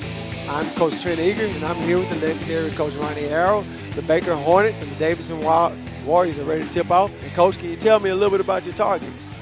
Trent, it's great to be with you tonight for the targets tonight. Now, these are the things that these two teams have to do to win this game. As far as Baker's concerned, they can't have mental lapses. They play really well, then Coach says that they go into having a few mental lapses and it costs them the game. So they have to take care of that, and then they have to make their threes. They're averaging 25 threes a game. So to be able to get something out of those threes, they got to make a good percentage of those threes. As far as Davidson, they've got to grow up. A coach thinks when I say that, I mean it in a complimentary way, that they've got a bunch of young players on this team. They go through phases in the game where they play really well, and then they come back and they don't play very well. So they've got to grow up and do that, and then they got to get out and guard Baker's three. As Baker goes, their threes goes, because they're going to put up a bunch of them. They're going to put up a bunch of them. And ladies and gentlemen, your starters for tonight: Jelijah Juju Edwards for the Warriors. Number 0, Jelijah Juju Edwards. Number 1, Noah Brooks. Number 2, Jeremiah Thomas. Number 11, Amari Moore. Number 20, Kingston Butler. And the Baker Hornets, number 0, Terry Holyfield. Number 2, Caleb Dallas Miles. Number 12, Josh Webster. Number 15, Eugene Craig. And number 23, Kevin Eaton. So as we talk about, Coach, the Hornets are starting only one senior, and the same for the Warriors. So we're not seeing a lot of senior play right now, but the game of basketball is in good hands from the youth. Coach Diaz and Coach Armstrong, both, this is their 9th year, so they started the same years together as far as being their 9th year and being able to take over the schools that they're at now. I think this game is going to be, I think there's going to be a few points scored in this game. I think so. We've got a young man, if I'm not mistaken, Caleb Dallas Miles, last week scored 40 points in the game. So, as you said, the Hornets will look to put the ball up from the three-point line, and when they are falling, they score a bunch of points. Also, Caleb's scoring at 39% from the threes, so he's going to get those threes up. He's going to get them up. And jump ball goes to the Hornets. And ladies and gentlemen, we are all tipped off with action. Got a nice crowd here tonight. Tell you what, I don't know if it's like outside, but it's cool in this gym. It has cooled down. Joshua Webster with the drive to the basket with his offensive rebound. Kicks out to Caleb Dallas, and it is blocked, though. So I tell you, it looks like the Warriors are going to really hound and hunt down and run him off that three-point line. They're not going to allow him to get those three-point baskets off. As like you said, he shoots it at 39%. They know he can make it.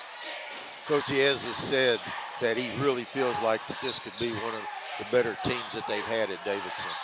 He really, really thinks the potential is big for this team. And there's a pump fake by Caleb. And that didn't take long. There's 2 gone from him. It is. And Warriors are with it. Good kick up. Get the ball in the post to Noah Brooks Jr., and he finishes around the basket. Nice bounce bounce inside. Nice finish bounce inside. I was just about to say, we talked about it in our previous game. Good pitch ahead, good post entry, good post move. We get a good bucket.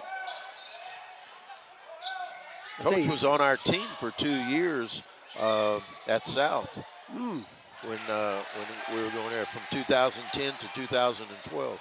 Okay. There's Kevin Eden with a basket around the rim. 2-2.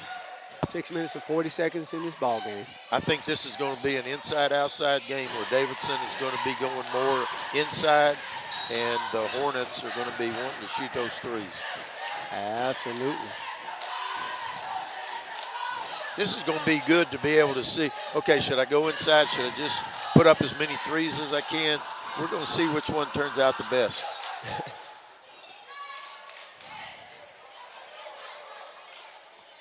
And out of bounds on the Warriors. It's going to be Hornets basketball. Joshua Webster brings it up.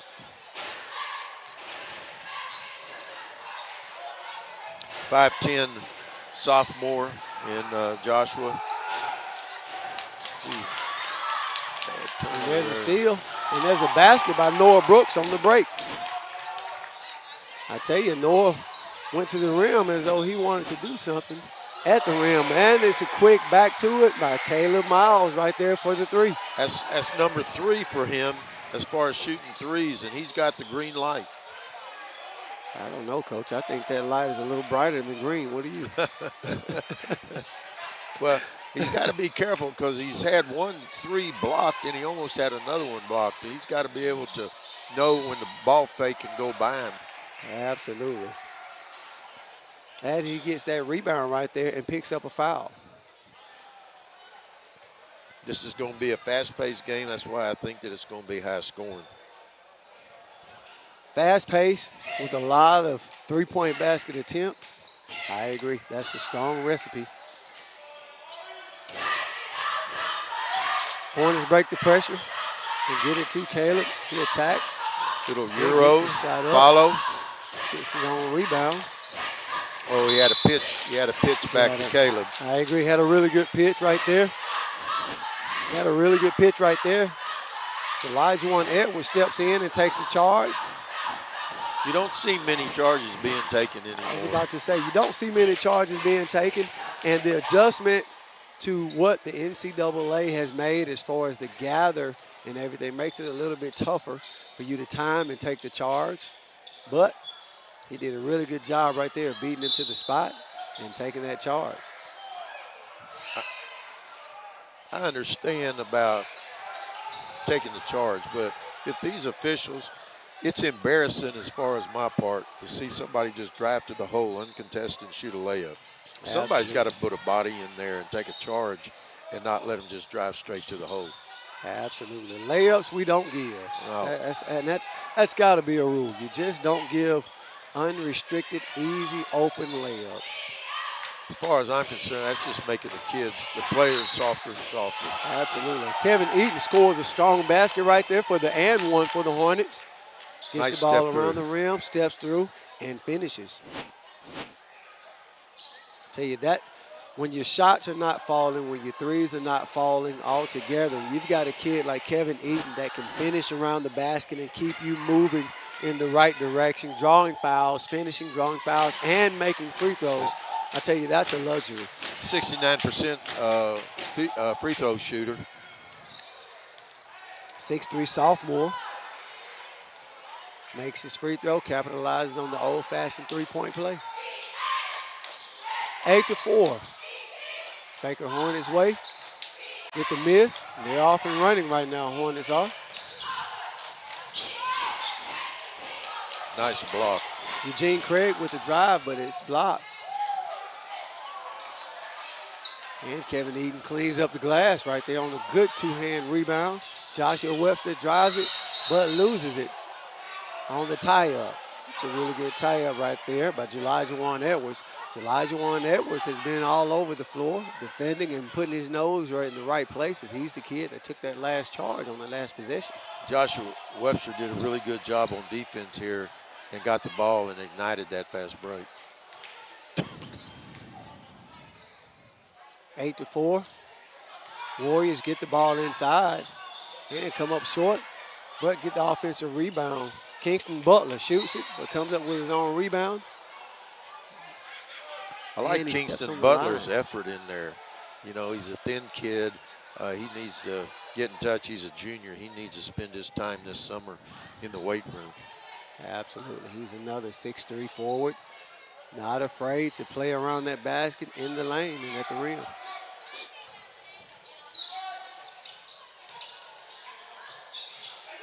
Nice pass. Good action, nice pass. Ball goes out of bounds, and it's going to stay Baker Hornets basketball.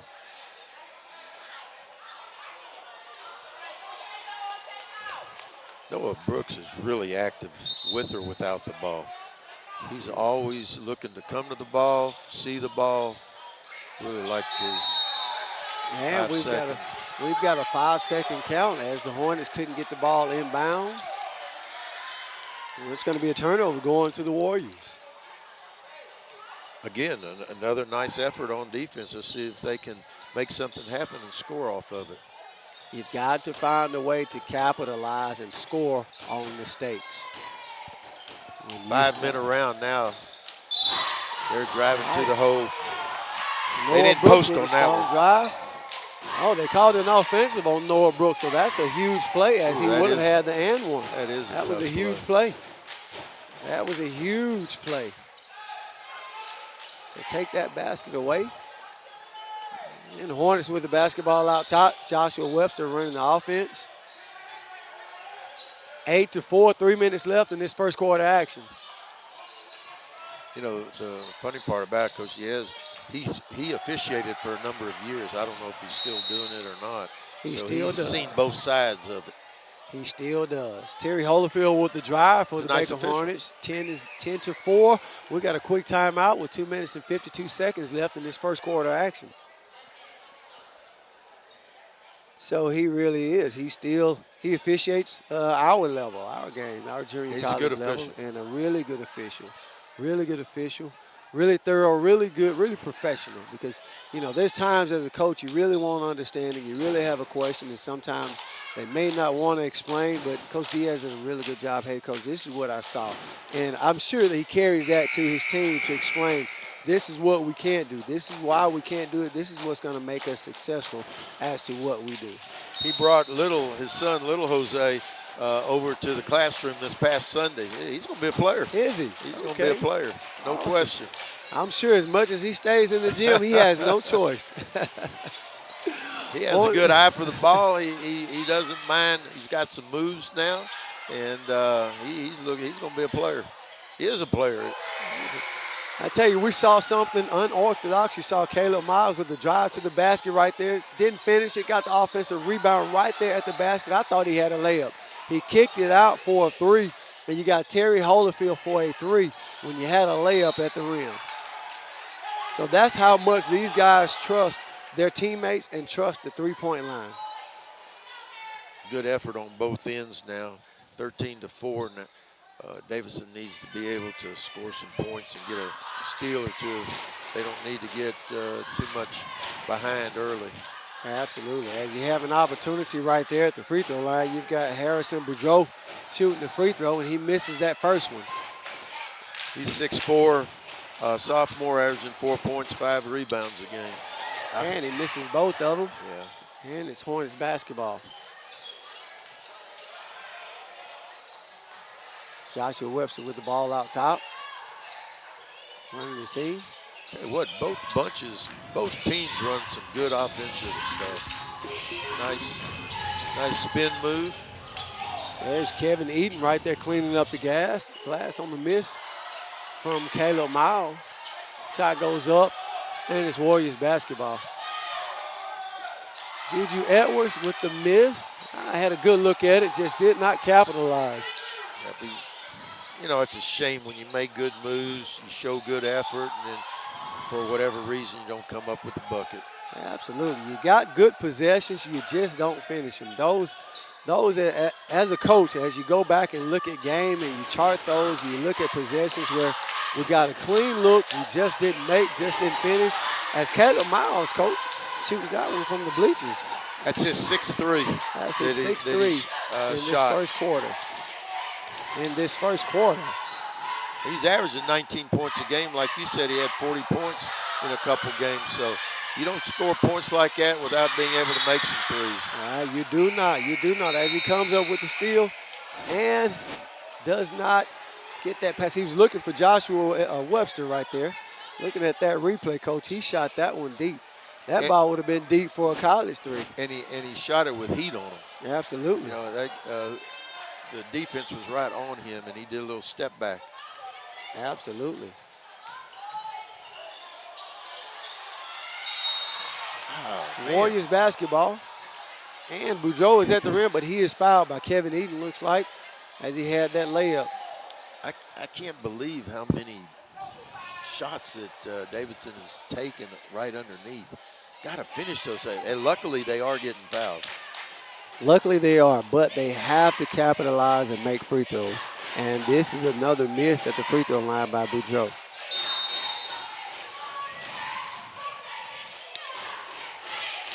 Boudreaux, again, 6'4", averaging 4 points, 5 rebounds. He's only shooting 43% from the free throw line, so he needs to get some arc on it. He's shooting it sort of flat. And that's got to be a big part of the game, your game as a player, that you say, hey, I'm going to work on that, because right now he could have 4 points for himself in this first quarter alone, just off of that. And this game could be 16-8, a big game, a big possession, big game for him and his team if that were the case. 36 seconds left in this first quarter, 16-4. The ball game is going to be Hornets basketball. I like Joshua Webster. When he puts the ball on the floor at the point guard spot, he's just a sophomore, 5'10". I agree. I thought he got a hit right there on that one, Coach, actually. So that was a good shot fake right there by Caleb Miles on that three. Nice. Misses it, but big rebound right there by Nathan Trawick. Number 24, Nathan Trawick, 6'6". Big finish right there. 6'6", averaging 3 points, 5 rebounds a game. And a three-point basket right back by Juju Edwards. 5 seconds left. Baker Hornets basketball shot goes up. And that was Tanner Washington with a big three to end the quarter, making this game first quarter action 21-7. Coach, we've seen about 21 points. We've seen about 21 threes by the Hornets. So, as you said, they're going to live by, die by the three-point basket. They're averaging 25 a game. Ladies and gentlemen, we will be back with second quarter action. Baker Hornets, Davidson Warriors.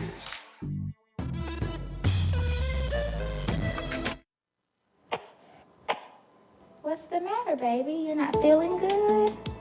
School-aged children are at a higher risk of getting and spreading germs and viruses. To help protect the spread, students are encouraged to stay home when sick. Parents, it's important for your child to remain at home at least 24 hours after they no longer have a fever of 100 degrees or higher without the use of medications. Please help us maintain a healthy learning environment. At Mobile County Public Schools, we believe it starts with us. That's why we offer Signature Academies. Hello, I'm Jordan Clark, and I'm in the Health Service Academy at John L. LaFleur Magnet High School. My future career is to be an obstetrician gynecologist. With this academy, I'm learning firsthand from people already working in the industry. Shadowing them on the job really makes me want to study hard and work harder towards my career goals. Signature Academies are open to all students in Mobile County Public High Schools. Visit MCPSS.com. And ladies and gentlemen, we are back with second quarter action. 21-7, Hornets, Baker Hornets way. Now, Coach, that first quarter action, the difference in the game, in my opinion, the three ball was falling for the Hornets, and the Warriors just could not capitalize from the free throw line as well as at the basket.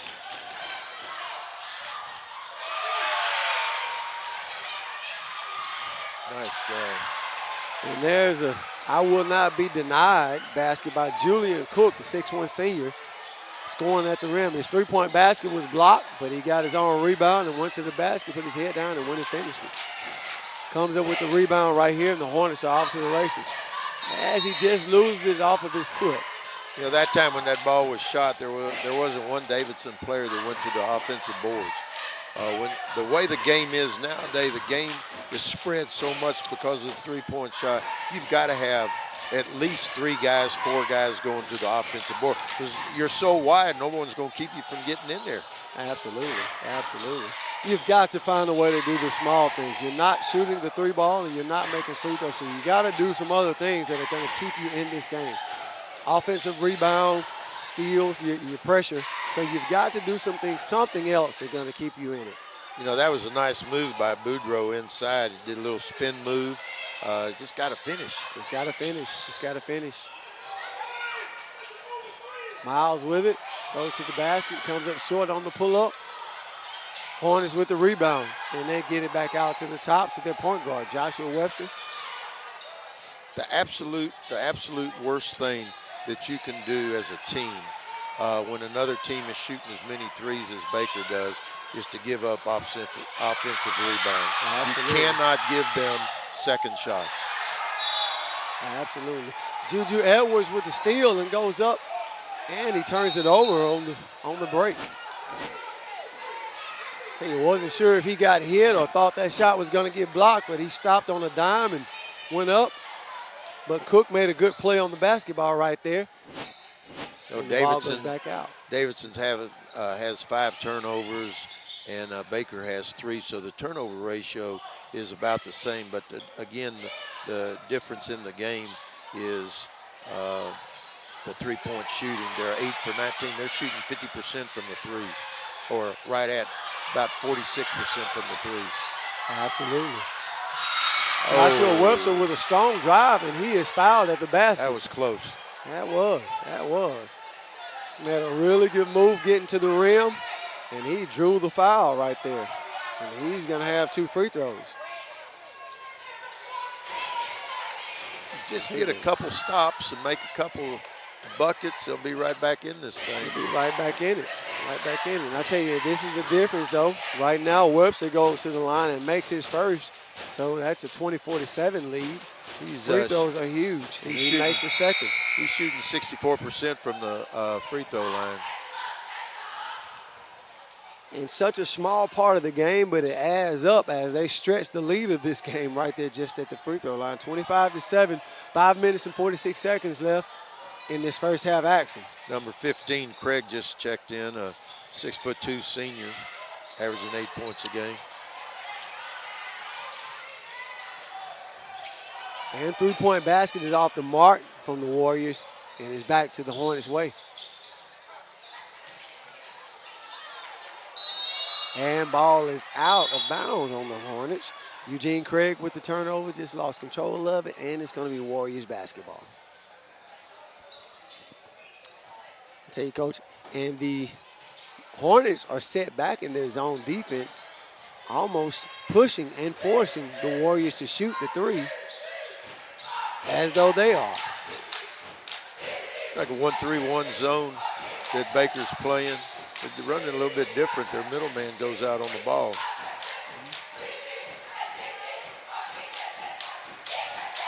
No, it's 2-3. It's a 2-3. That guy, that off guard is in there. Tell you what, I went and saw South Alabama playing. Coach Riley Ritchie, they run maybe, besides the zone that Syracuse used to run, Coach Ritchie has come up with a 2-3, 1-3-1, sort of falls back to a 1-3-1 or becomes a 1-3-1. But it was really, really good the other night. There was a basket on that end by Butler, and then they got the steal right there by Edwards, and he couldn't finish it. Then the Hornets are off to the races. And Caleb Miles goes in but loses control of it, and it's still going to be Hornets basketball. Hornets basketball underneath, 25-9, 4 minutes and 13 seconds left in first half action. I tell you, Coach, when you can disguise your defense a lot, and that looks like what some of the issue is for the Warriors. They're looking at that zone, but, you know, it's disguised. We're not sure if it's a 1-3-1, if it's a man out top, or how they're playing. So that's really disrupting their offense. Big rebound right there by Treywick. Big rebound and big finish. Big 6'6" senior.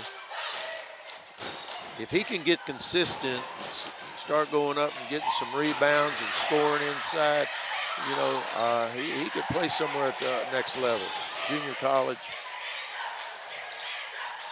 Absolutely, may have an opportunity. And the steal and the turnover by the Hornets, and the ball is going to go Warriors' way.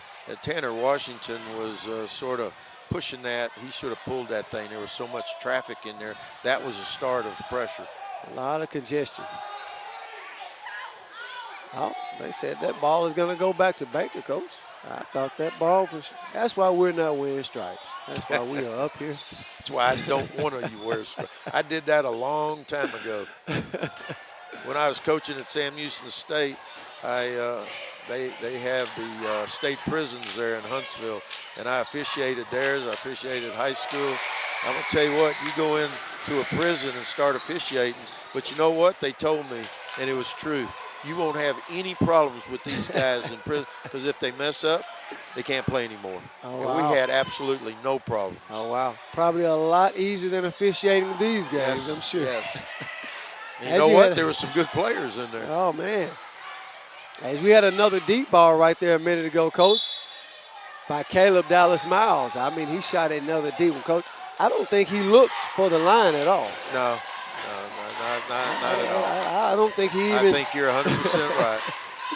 I don't think he even thinks about a three-point line or anything of that nature. He is just, hey, if I get it and I can turn and see the basket, it's in my range. Look how deep that shot is. Like I said, that's deep for our range at the college level. And the Warriors, you call a full timeout right here. Coach Diaz wants to talk it over for this last 2 minutes and 49 seconds left of this first half. 30-9 right here. I was looking for Coach Diaz, his son, little Jose. I thought he'd be down there in the huddle listening. That's where I was about to say he probably is in the huddle. As much basketball as he gets to see and watch with his dad coaching and refereeing, yeah, he's probably somewhere on the basketball. It was good to see him come the other night to our workout. We put him with a little bit of the older bunch than what he was, and he competed against them. Tonight, I think, again, when we talked to Coach Armstrong, he said, you know, our threes are it. You know, I mean, they shoot so many, and I know he's happy with what they're shooting. You know, they're shooting right at 50%, about 46, 45%. When you shoot as many threes as they do and shoot that percentage, you're going to win a whole lot of games. Unless you're just horrible on defense. Absolutely. And they've made 6 threes already. We haven't finished this first half.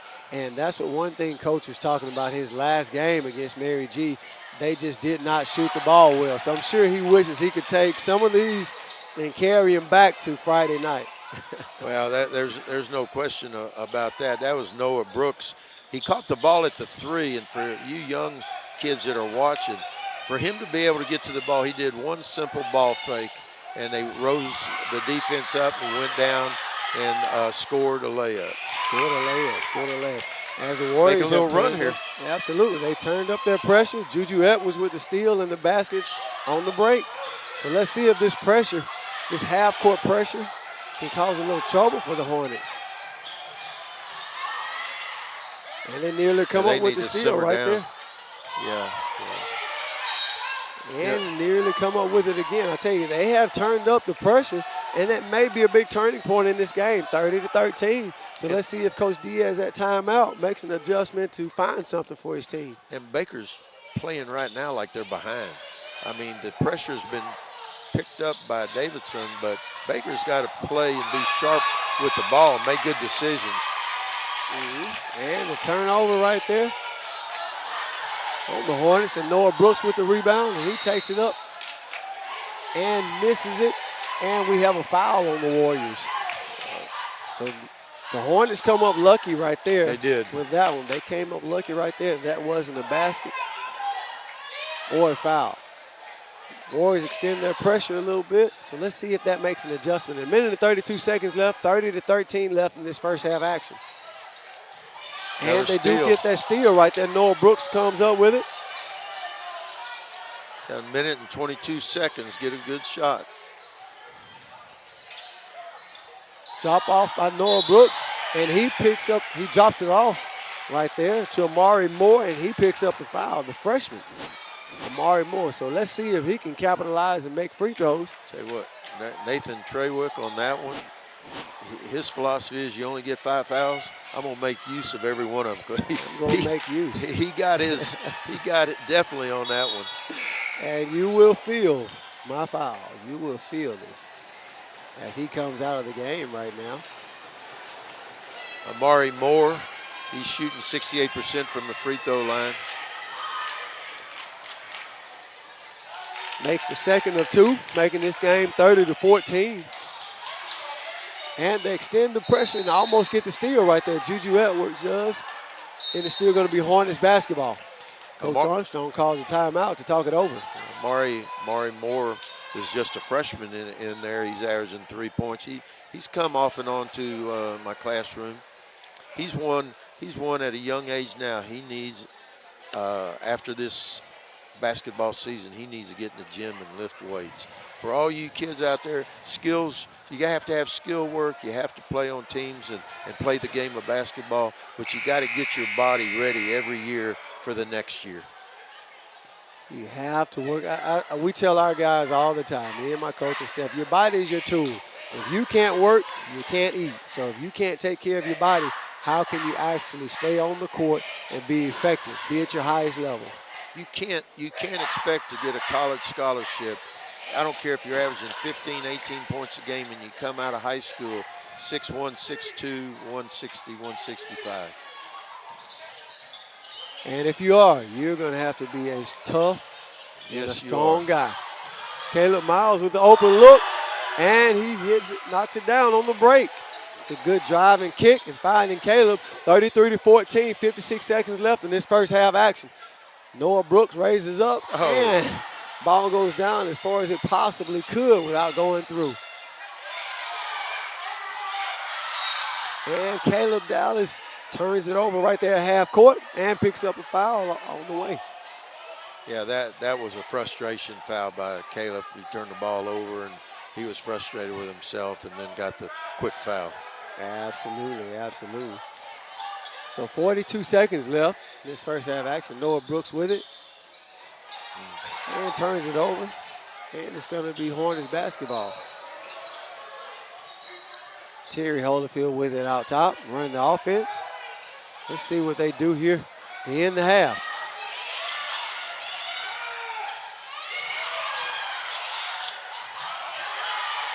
And Joshua Webster. Jump ball. That was a war. That was. I tell you, Butler and Eaton are competing as physical, as tough as you do want to see in a matchup from guys at the basket on both ends of the floor. Absolutely. Warriors basketball, 12 seconds left.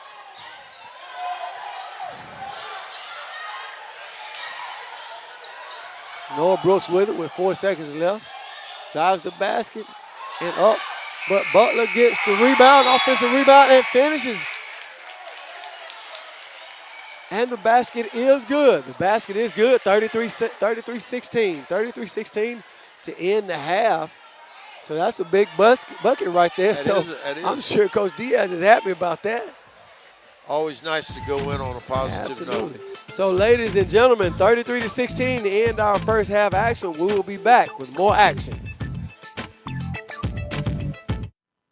My name is Harshini. I'm a junior at Davidson High School, and after graduation, I plan on pursuing a career in dermatology. Currently, I'm taking science classes such as AP Chemistry, Biology, and Human Anatomy, which will help me pursue my career. I feel as though Mobile County is preparing me for my career choice in that they provide rigorous classes that help me think further beyond just what I'm learning. I'm Harshini Cannon, a junior at Davidson High School, and I'm learning today so I can be a leader tomorrow.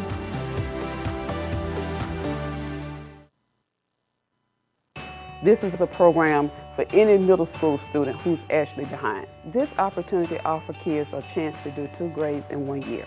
If it wasn't for Star Academy, I would still be in 8th grade and probably still struggling. We are one-on-one. We have small classrooms and we're able to give students that personal touch, that personal attention.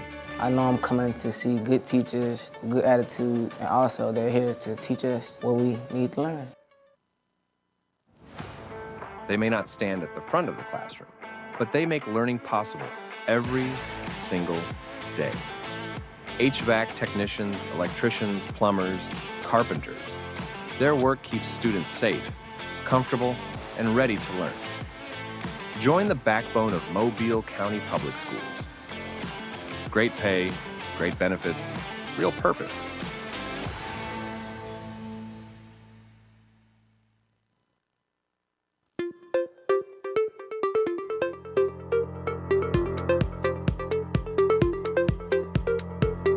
Give her a mouth.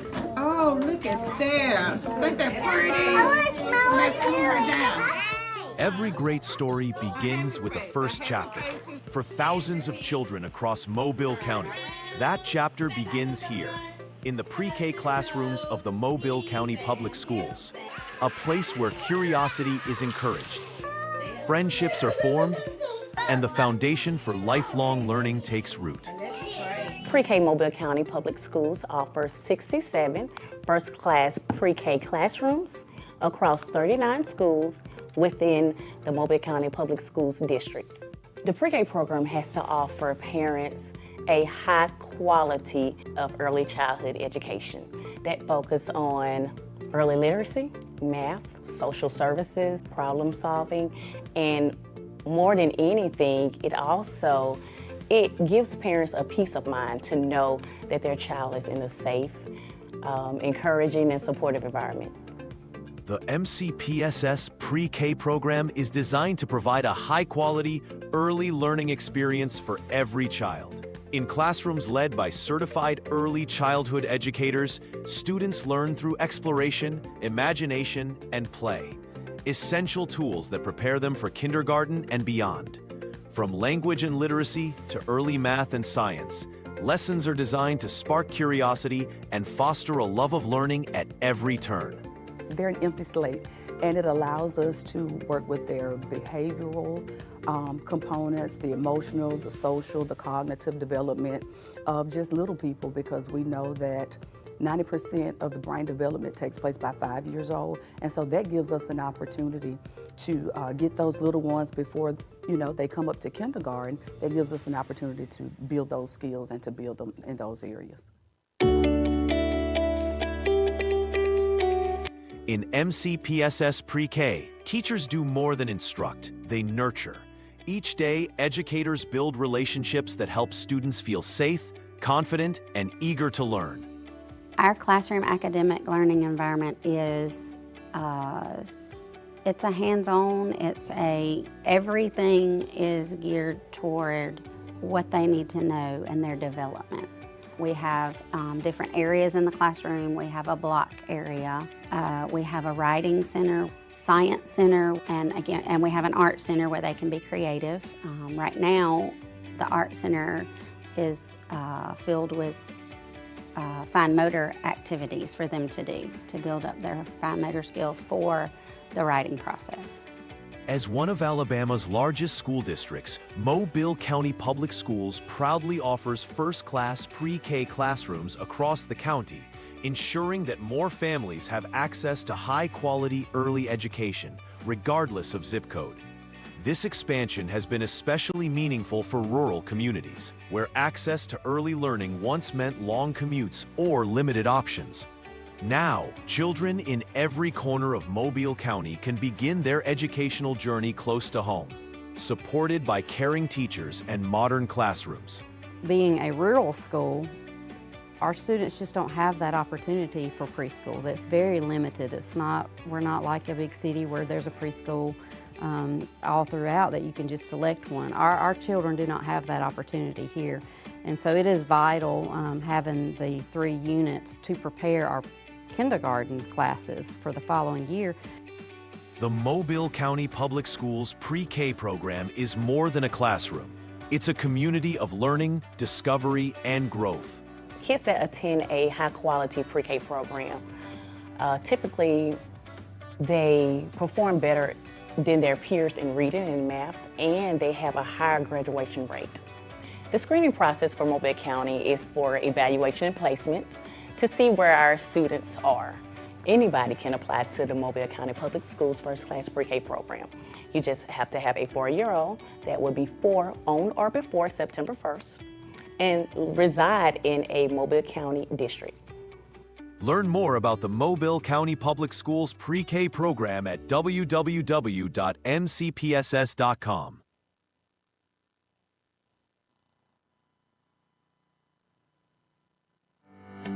If you look at the numbers, Mobile County Public Schools is making great strides.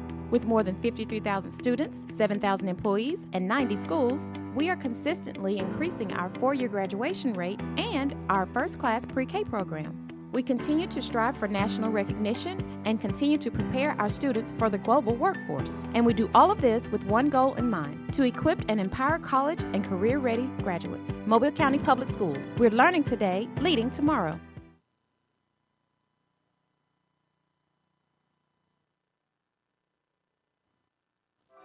Part of the experience of going to the Mobile Museum of Art is that it's there for everyone. Art is there to inspire, to give you other perspectives, and to make you think outside of yourself. The museum offers a critical service to the culture of the community. It's providing the opportunity to have eyes open.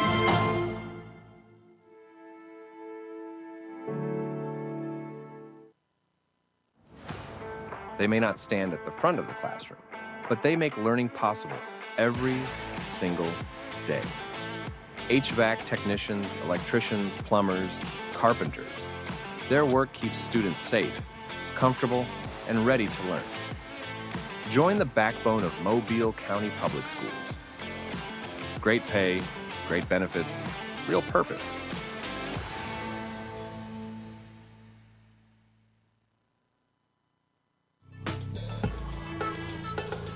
Ladies and gentlemen, we are at halftime of the Baker and Davidson Warriors basketball game. 33-16 as the Baker Hornets have been in control of this game throughout the game.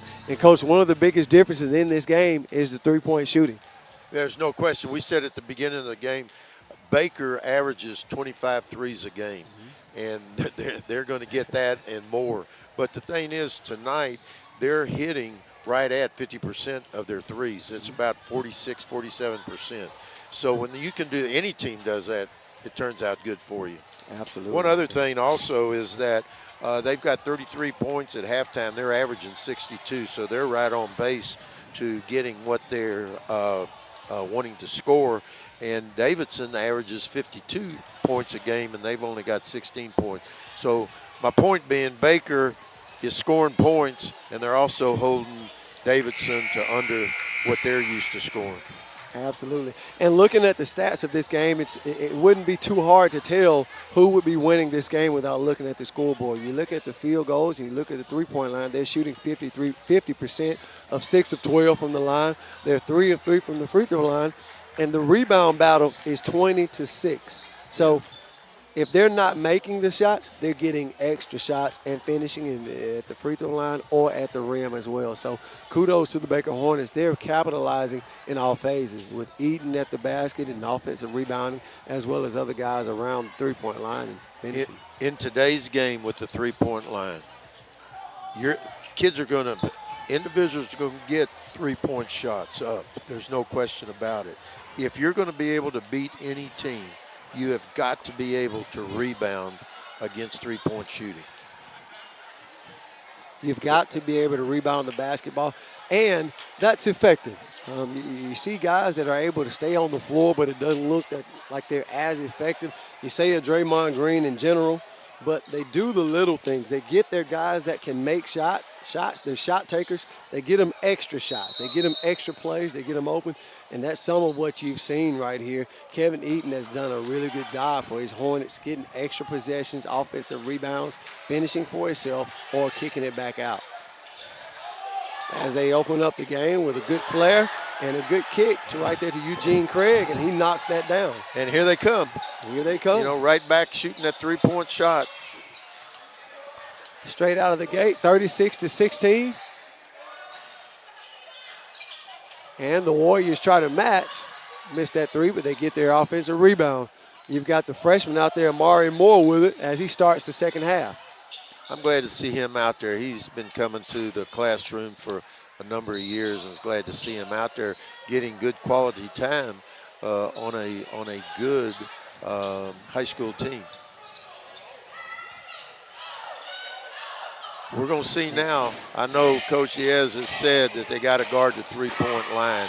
I know that he's stressing that, so let's see if these guys are able to get these guys and keep them from scoring out there.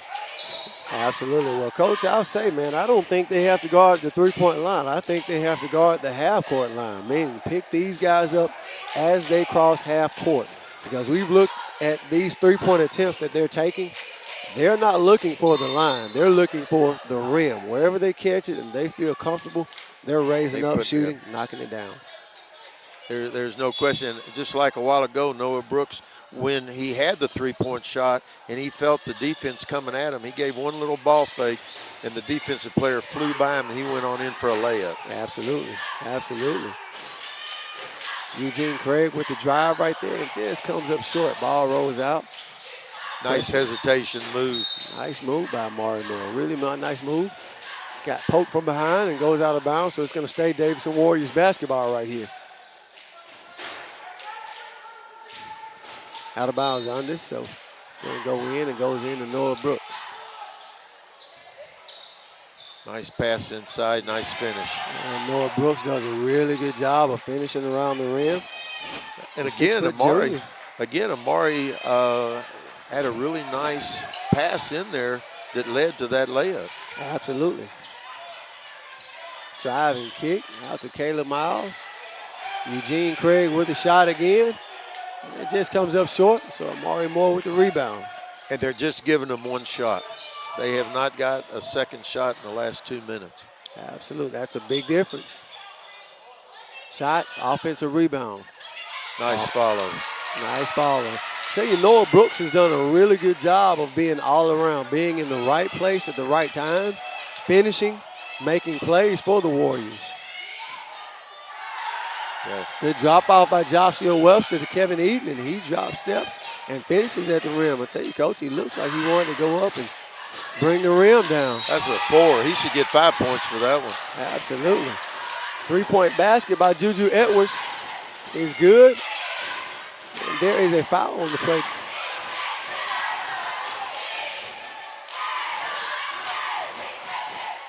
Looks like there was a foul after the shot on zero on Juju Edwards. Not sure who that was on. It looks like there was a foul on the Warriors. So ball is going to go back to the Warriors. Warriors extending a little pressure. Hornets do break it. Nice little show and go in there. Absolutely. Yeah, that was a nice shot. Nice move. Got the defender to get out of position. Picks up the foul on Butler right there. So Holyfield is going to go to the line and shoot 2 free throws. 38-23, 5 minutes and 25 seconds left in this third quarter action. You know, one of the things that we tell the kids that come to us in the classroom is work on your moves, but when you go watch high school, you watch college games, see the moves that we teach and see how they work against the older kids that are using the same moves. You know, there's not a whole new bunch of, all these, no one's ever seen these moves before. It's the ones that you master is the ones that you come and get better at. The ones that you master, just making plays. One of the things that I preach, you don't have to have a bag full of moves. If you have a go-to and a counter, you've got a bag full of moves, because typically a defender is not, just like right there we saw, a defender is not going to stop every move that you have. Terry Holyfield did a really good job right there of making one move and made another counter, and he got fouled on it. Right now, Caleb Dallas Miles right now for the Hornets has 17 points. He's 6 of 13 from the three-point line. You know, he's their go-to guy. And, you know, I wouldn't say, would you say he's forced any shots? I wouldn't say at all. The first one that he got blocked. You don't see too many threes getting blocked. He got the first one of the game blocked. But after that, I thought he's taking really good shots. And the rest of the team are doing a good job of getting him open shots. Absolutely, absolutely. He's been really aggressive hunting that three-point line with shot fakes and catch and shooting. So he's getting the shots that he likes to take off and he's doing a really good job of shooting nearly 50% from the three-point line. Coach Logan, assistant coach Michael Logan over at Baker, is the grandson of my old athletic director, Joe Godfrey. Awesome, awesome. Kevin Eaton makes 2 big free throws for the Hornets, and he gets a break. He extends the lead to 41-25. And a good drop-off right there by Noah Brooks, but it's tipped. That probably saved the layup right there. It's tipped, and it's still going to stay back. Right, Warriors basketball. Right when you think Davidson's going to make a move, they have a turnover or have something. They're right there to just get a nice follow. There's nice Noah follow. Brooks right there again. There's that man. He is always in the right place for the Warriors. He's having a really good night for him. Nice pass. Good drop off by Holyfield right there to Treywick, and he just drops it in for the easy bucket. Good drop off right there.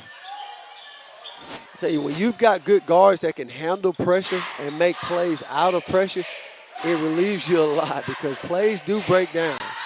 And Holyfield just went and made a play right there as he saw a layup and took it. You gotta have good guards in today's game. There's so much, with the three-point line and being able to dribble, penetrate, and hit the open person. You've got to have good guards.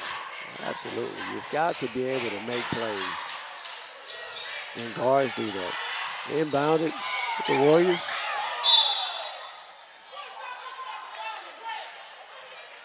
It's going to be a violation right there. Yeah, I'm not sure what that call was. It's going to stay here with the Warriors. Ball goes in to Juju Edwards. Nice ball fake. Nice spin. Good spin. Good wall up right there by Treywick. And he comes up with the steal. Caleb Miles with it on the break. Nice Euro. Nice Euro. And it comes up with the miss. But you got Treywick. Did a really good job of running rim to rim. He gave the outlet and followed. And he's rewarded for continuing to play as Caleb Miles misses right there. He comes up with the rebound, and he's fouled. So he's going to shoot 2 free throws. Caleb Miles had a nice drive to the hole, nice Euro. Just didn't go in. It might have been too close for him. May have been. Yeah. May have been. I tell you, there's a line there by the basket, so he probably got a little afraid of that line. Treywick makes both free throws. I tell you, that's a luxury to have as well. A big that rebounds, a big that rim runs, a big that can handle pressure, but also a big that can get fouled and make free throws. Move right there. And it's Hornets basketball. Caleb Miles with it. Harrison Boudreaux for Davidson. He's a young player. He also comes to us in the classroom. He's a big kid, 6'4", sophomore. Once that light turns on, he does some really good things. But finishing, getting to the hole, and getting good shots, is one of these days that light's going to go off because Davidson needs him playing big. Absolutely, absolutely. He's just got to keep turning, keep his motor turning, keep playing because that's the one thing you have to keep playing. Missing shots or opportunities is fine, but you cannot stop playing. Keep the motor turning. Keep the motor turning. Coach Diaz got some good young kids. They just got to keep developing. He does. 45-29. This game is not over. There's a lot of a run left for the Warriors. They can capitalize and make free throws. They're getting the opportunities, got a couple of steals, got some opportunities. They just have to capitalize on it. Holyfield at the line and misses the first and misses the second. So that's an opportunity right there as they miss both free throws.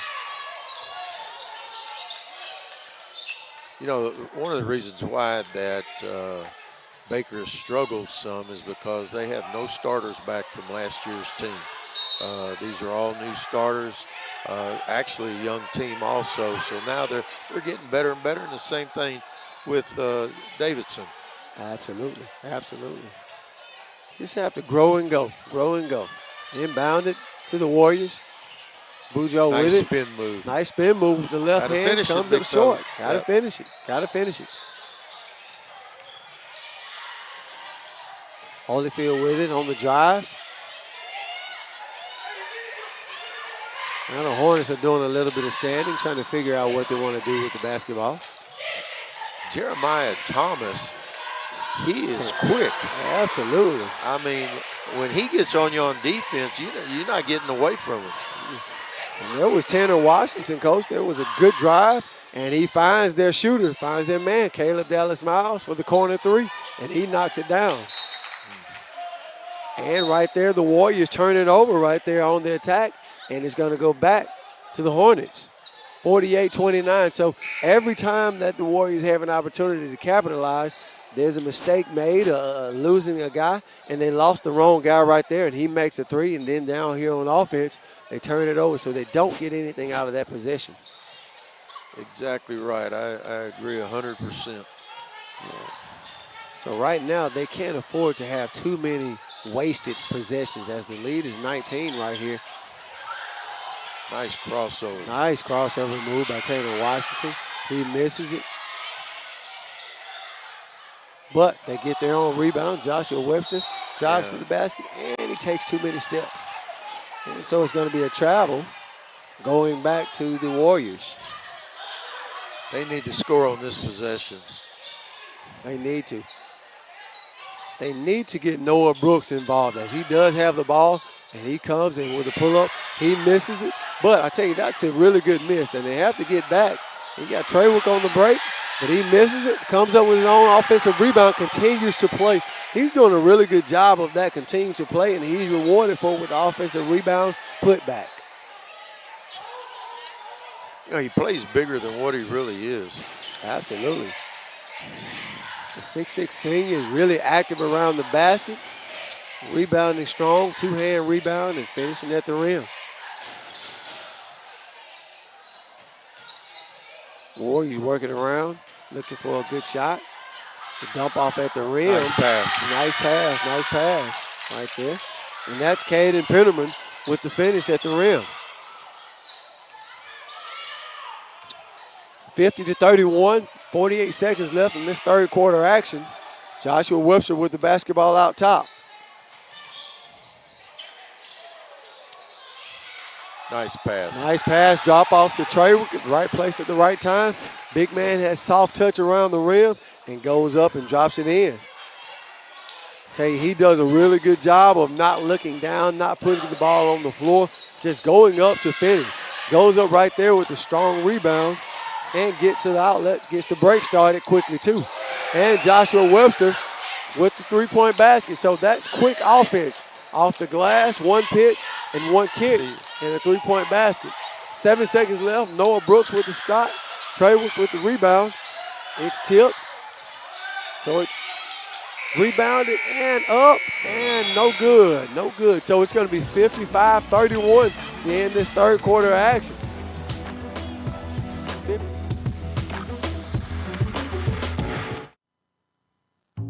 Hey Alexa, tell me about Mobile County Public Schools. With 53,000 students in 90 schools, Mobile County Public Schools equips and empowers college and career-ready graduates. Several MCPSS schools are ranked among Alabama's top 10. Yearly, graduating students earned about $110 million in college scholarships and 10,000 career credentials. MCPSS is learning today, leading tomorrow. Does that answer your question? Thank you. You're welcome. Ayla, hi. Oh, hi, Sierra. How are you? Good. How are things? Things couldn't be better. What do you mean? Well, I just started this new job as a school teacher with the Mobile County Public Schools, and it has been a life changer. Great benefits, the hours are great, and great students. Just overall, it's a great opportunity. Oh, wow, that sounds great. Yeah. I'm going to look into that. You should. For more information, visit mcpss.com/job opportunities. Ladies and gentlemen, we are back to tip off the fourth quarter action. 55-31. Baker Hornets have been in control of this game with hot shooting tonight, and let's see if they can close it out. Davidson's got to get some more movement and reversing the ball and getting the ball to the free throw line and reversing the ball. There's too much one pass and taking it one-on-one. They're not going to be able to be getting wide open shots if they don't start reversing the ball, getting the ball inside, going backside. They've got to find a way to neutralize this three-point line from Baker Hornets. As Noah Brooks right there comes up, he knocks one down for the Warriors. They're trying to extend their defense, but it doesn't seem like the front part of the press is going, but the back part doesn't seem like it's synchronized with the first part. And Coach Diaz, I think, is the same thing. I think they're playing two types of defenses there. Absolutely, yes. They score the big three. They get a trap, but they cannot capitalize as Tanner Washington breaks out of the trap and drops it off with his big man. Now, I tell you, as a coach, that's one thing you do hate, to see your trap set up, your defense set up in full court pressure, but they break it and get a layup. Yeah, and especially at the back end of it, what they're doing, they're putting good pressure up front, but they're like the middle part of the press didn't take it, and then they're leaving the backside wide open. Absolutely. So, you know, you got to put the front part with the back part if you're going to press. Absolutely. You got to put it together. And right here at this point in the game, Coach Diaz is probably saying, hey, guys, we need some pressure, but we're going to need all five guys working together to make this press effective. Well, you know, they're averaging 62 points or 63 points a game. They're at 57. But and the issue is with Davidson, they're averaging 52 points a game. They only got 34. So give credit to Baker. They've done both jobs tonight on the offensive end and defensive end. Absolutely. And I tell you, good offense helps you set your defense as well, too, because they've been able to set their pressure. That was a good drop-off right there by Noah Brooks. He drops it off to Butler, and he capitalizes and gets a chance to get the old-fashioned three-point play. Makes the basket at the rim, draws a foul. He gets one free throw. Good, strong move right there by Butler. Well, they made a couple passes, then they drove, where they just didn't come make one pass and go one-on-one.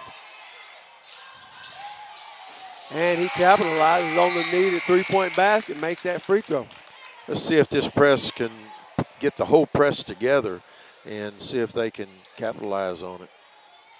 So 57-37, 6 minutes, 52 seconds left in this ball game. It's just man-to-man full court pressure right now. Well, they're going to go trap out of it. And get the ball to Caleb Miles, and he misses it. But Traywood comes up with the offensive rebound and finish at the basket. So that's tough right there when you got a big that cleans up the mess for you, and he finishes at the rim. He's playing like a 6'6" on that play. He is. He is. I tell you, Coach, this kid. Got to get some movement. Got to get some movement. He's going to be able to help somebody's program with the way he rebounds, his size, and finishes around the basket, too. Are you making a point about a junior college close to town here, might be? I think so. I think so. Came up with that rebound right there and ran the floor. They just couldn't get the ball to him. You know, they're starting to get more movement, starting to pick up their defense. But they got, again, we keep talking about it. You got to finish. You have to finish plays. You have to finish plays. But the least thing, Trent, is, as well as you know, when you drive to the hole, that's what the least thing that you've got. You've got to come out with at least a free throw. You got to at least get fouled. You've got to have a basket or a foul. A basket or a foul. I agree. Or both. Or both. Or both. And we saw that the last play. Butler capitalized with the old-fashioned three-point play. They just have to do more of it. Hey, you told me last week you were going to try it. Have you tried putting your guards down there and letting them post and let the post down there and let them feel like what it's like when they don't get the ball? We have not yet, as they seem to get the message of getting They're the ball doing better? to our big. Okay. They did better. I guess they probably heard this broadcast. As you got Noah Brooks there with the old-fashioned three-point play again. He goes to the basket and finishes. He's got a chance for one more. You know, I said this the last game. I'm going to say it in this game too. It's not like they're 19 points down. It's not like that they've quit. Timeouts are listening to coach. They're doing the thing. They just got to get over that edge But in fairness to Baker, they're doing a great job on offense and defense. Yeah, they're doing a good job of making plays when they need to. The Hornets are, as you see the Warriors make a run when they do, but the Hornets are doing a good job of making a play here and there. They're breaking the pressure, getting a layup. They're breaking the defense, getting a wide open look and finishing. So they're doing a good job of that. You know, one of the things as far as Coach Armstrong, I mean, he in 2019, he lost in the state championship game, and he's been to the Elite Eight 3 times, 2022, 23, and 24. So, you know, he's no rookie to this game. Absolutely. He knows what it takes. So Xavier Rogers with a big 3 a second ago. And they come up with a big run steal. here. And he gets another 3. So he makes 2 big 3s right there, bringing the game to 59-46. And the Hornets with a timeout. Let's see if that pans out. Xavier Rogers comes off the bench, and he hits 2 big shots for the Warriors. The coaches, the players, the coaches yelling for the fans to get into it. We got us a ball game coming in. Got a ball game. We said this game was not over. A 13-point ball game, 4 minutes and 46 seconds left. This game is not over. Let's see if Davidson can capitalize on this momentum right here. The crowd has become alive. The crowd has come alive as the Warriors came alive. I tell you, that's 2 big, quick 3-point baskets by the Warriors right there. And we said they were going to have to find a way to neutralize the 3-point line. They're going to either have to shoot with them or finish at the basket and free throw line a lot more than they have been and take the 3-point line away. Maybe they've done that right there. Well, they've added some pressure, full court, and I think that's gotten in. And what they've done is when they first went to their full court pressure, they were leaving the bucket open. And they got a couple easy buckets. Now they've taken that away. So let's see. They've got 4 minutes and 46 seconds to go. Let's see what they do here. That was a great timeout by Coach Armstrong. Absolutely. Settle your guys. Run Nice. something effective. Get the ball in to your big man, as they did. Big Eaton knows what to do with it. How'd they He feed the finished. post? Bounce pass. Thank post you, my entry. man. Thank you, my man. Simple and effective. There's a couple coaches that I know, if you bounce it in there, you're probably coming out of the game. But, hey, whichever way you teach it hard, teach it strong, hard. and execute. Absolutely. And as you said, Coach, old school is not ancient. It's still effective. It's and effective. that right there was effective. Winning school. A winning school. Winning school. I tell you, that's one thing with kids, and a lot of times kids between skill development and then even coaches, don't try to reinvent the wheel. Don't try to reinvent the wheel. What was effective still works. 61-46, 4 minutes left in this ball game. Big block right there by the Davidson Warriors, and they're on the break. Let's see if they can be effective. Noah Brooks with it. Kicks it out. And shot goes up and made basket right there by Juju Edwards. 61-49. 12-point ball game. 12-point ball 3 game. minutes, 46 seconds to go. Damn, I'm getting pumped up. Hey, this game is far from over. Nice, strong move. Nice, strong move. Got him up in the air, went right through him. Absolutely. Big Eaton with the finish right there. I tell you, like I said, it's a luxury when you have a big that will finish plays. Shot goes up, and everybody in the gym, I think, expected to make.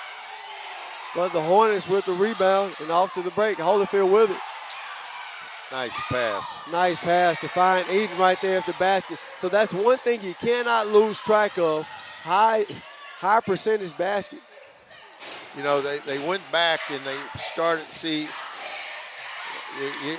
what they were doing to get points they're not doing now. They were reversing the ball, getting some good shots. Now they're coming down back to the one pass and shooting long shots. Absolutely.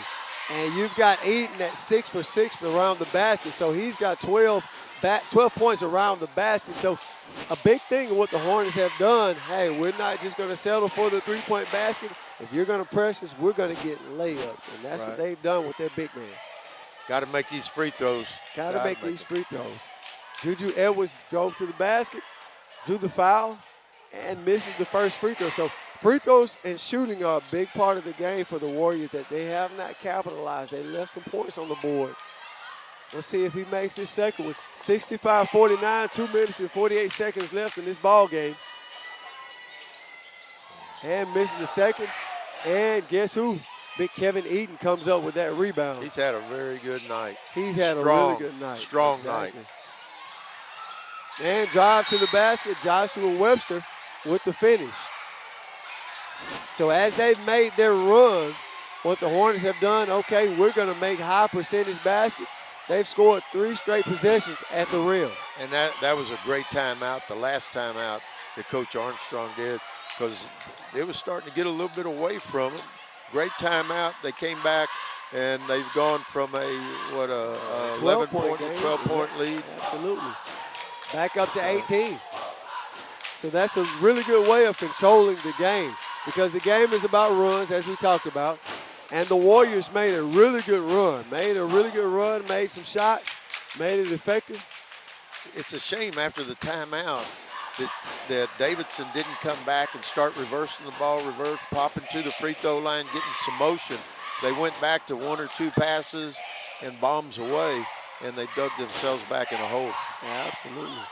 So 67-49, 2 minutes and 35 seconds left in this ball game.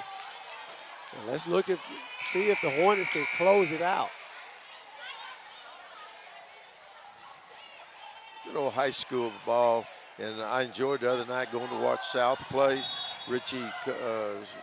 Coach Riley has done a really good job of their best player, one of their top players, is out. Was operated on an ACL, I think, the other day, and so he's taking that out of the equation and still winning. Making the adjustment. I always say, man, coaching is, you've got to be able to adjust to each game. They got a big game this Thursday against Arkansas State. Arkansas State's undefeated right now. Kingston Butler with the drive. And there's a whistle. I don't know if that's going to be an and one or that foul was prior to the basket. Coach Diaz. Wait a minute, it looks like that foul. Foul might be on the Warriors. She called pushing off. Oh, wow. That's a big play. That's a big play. A shame. So take that basket away from the Warriors. So it's going to be Hornets basketball, 2 minutes left in this ball game. Let's see how they close the game out. Holyfield with the drive, and it's a jump ball. Again, they're ahead. There's no shot clock. There's no sense in taking it. Just reverse the ball. Somebody go back door and get a layup. But, again. Eat some time off. Take your time. You got plenty of time. Release pressure. There you go, pick and roll. Minute and 40 seconds left. Got nice the ball spin into move. Eden. Strong spin move. Coach, that's his first miss. And he made a really strong move, really good move. Just didn't quite capitalize. And I'll tell you, Juju Edwards, another made 3-point basket. So it looks like, Coach, it may be a little too late, too late. But the 3-point line has come alive for the Warriors. Eden with a big offensive rebound. Nice and rebound. finish. Nice rebound. He's 7 of 8 from the field around the basket, Coach. So that's a big difference in the game as well. Yeah, no question about it. I think it's going to be tough for Davidson now, but as it turned out, that last 2 timeouts ago, when Coach Diaz called the timeout, they didn't go back out and have a lot of ball movement to get themselves a good open shot. And again, give credit to Baker. They came through when they had to. Davidson made a run at them, and then they stopped the run, and probably going to wind up with this victory. Looks like but Davidson hadn't quit. They're still battling. They have not. Juju Edwards at the line shooting 2, makes the first of 2, 69-55. A minute and 6 seconds left in this ball game. He makes the second, making it a 13-point ball game. Timeout by the Warriors. So it looks like the Hornets are going to get out of here with the victory. And the Warriors have turned on the shooting, but I think, Coach, it may just be a little bit too late right now, as they're definitely trying to make that run. Coach Diaz's son, little Jose, came up, said hello. Be sure and come back to the classroom now. As he's in the gym 24/7 with his dad. Right. So a minute and 6 seconds left in this ball game, 69-56. Let's see if the Hornets can close it out. I'm pretty sure that Coach Diaz and his guys are going to extend this pressure and see if they can steal a possession. Now, if they can steal a possession with a basket, a 13-point game. Tell you what, Coach Diaz was a good, strong, steady player when he was with us at South. When he got on the court, he'd give you everything he got. Well, you can see that philosophy is translated to his guys as they've not quit this whole game.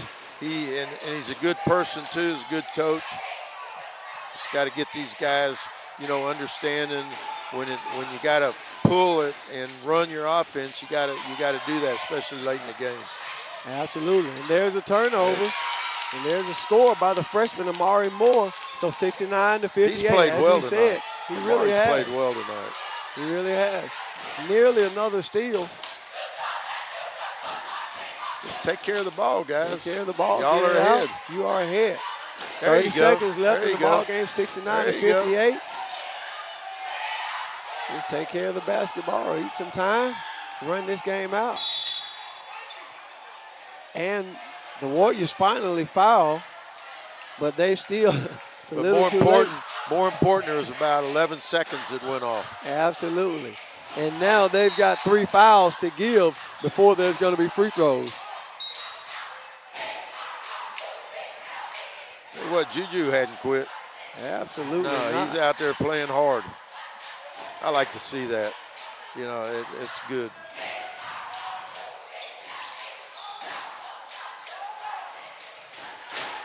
And the Hornets are trying to hold the ball.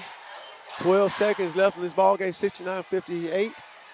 And they've got one more foul to give, the Warriors do, before they're at the line shooting free throws. And Caleb Miles gets fouled with 10 seconds left in this game. So when are y'all playing again? So we start conference play on Thursday. We've got Wallace-Hanceville Thursday night. Women at 5:30, us at 7:30. So we start a new season, open up conference play. So we're excited about that. Well, have a good year. Have a good conference. I appreciate it. That's when it counts. That's when it counts. That's the season. That is the season. Caleb Moore. I don't care what conference you're in. The toughest conference in the country is the conference you're in. As always, the toughest conference is the toughest conference, the conference that you're in, and that's a big difference for us. Haven't had a great non-conference, but at the same token, we've had a chance to see a lot of tough games, tough plays, some close games, and we've got a lot of freshmen, so let's hope that they can really grow up in conference play. So the Hornets get out of here with the victory on some hot shooting, 71-60 to end the game. Behind Caleb Dallas Miles, 71-60. Ladies and gentlemen, the Baker Hornets with the victory to be 2-1 in conference. I tell you, as we talk about, Coach, we saw some really hot shooting, but we talked about, Coach, they live by and die by the three, and it looked like tonight they lived by the three-point basket. But I'm going to tell you also that they played good defense, but they were able to get each other wide open shots. And I was glad to see that they didn't force shots. And they ran their offense, and then they got back and played defense. So that was really good. Coach, congratulations on the victory tonight. What do you think the big difference in tonight's game as well as from Friday night's game? Tonight's game is we made shots. Friday night's game we couldn't throw it in the ocean from the boat. Tonight we did a much better job making shots. And when we kind of stopped turning the ball over, we did a really good job getting the shots we wanted, getting layups. I think our bigs played phenomenal tonight. I think that might be the first time In a long time here, we've had bigs that have played that great. I'm proud of the way they played. My guards did a good job finding them and getting them easy buckets. I think tonight, I know when I talked to you, David, that you were concerned about your shooting, but we haven't got the final stats, but you were shooting around 45, 46% from the threes. Yeah, you're going to win a lot of games doing that. Yeah, we're very capable of that. The problem is some nights, it doesn't quite go that well for us. But tonight we did a great job making our shots, played a lot more under control from the three-point line. So, when we make shots, we're tough to guard, and we did a good job of that tonight. And you were right. Your bigs came through for you, too. Absolutely. Those two guys that played in that spot tonight did a phenomenal job. Proud of Kevin, proud of Nathan. They rebounded the ball well. They defended well under the basket, kept them from getting easy layups all night, and then made layups, and that was huge for us. Well, this is a time to do it. It's conference time. Yeah, we needed that win to stay in contention to win the area, so we did a good job. I'm very proud of my guys tonight. Good for you. Absolutely. Enjoy. Thanks, guys. Congratulations, Coach. Appreciate you. And ladies and gentlemen, that wraps up our Tuesday night hoops. 71-60, your Baker Hornets get the sweep. The ladies with the W and the boys with the W as well. And we will be back next week.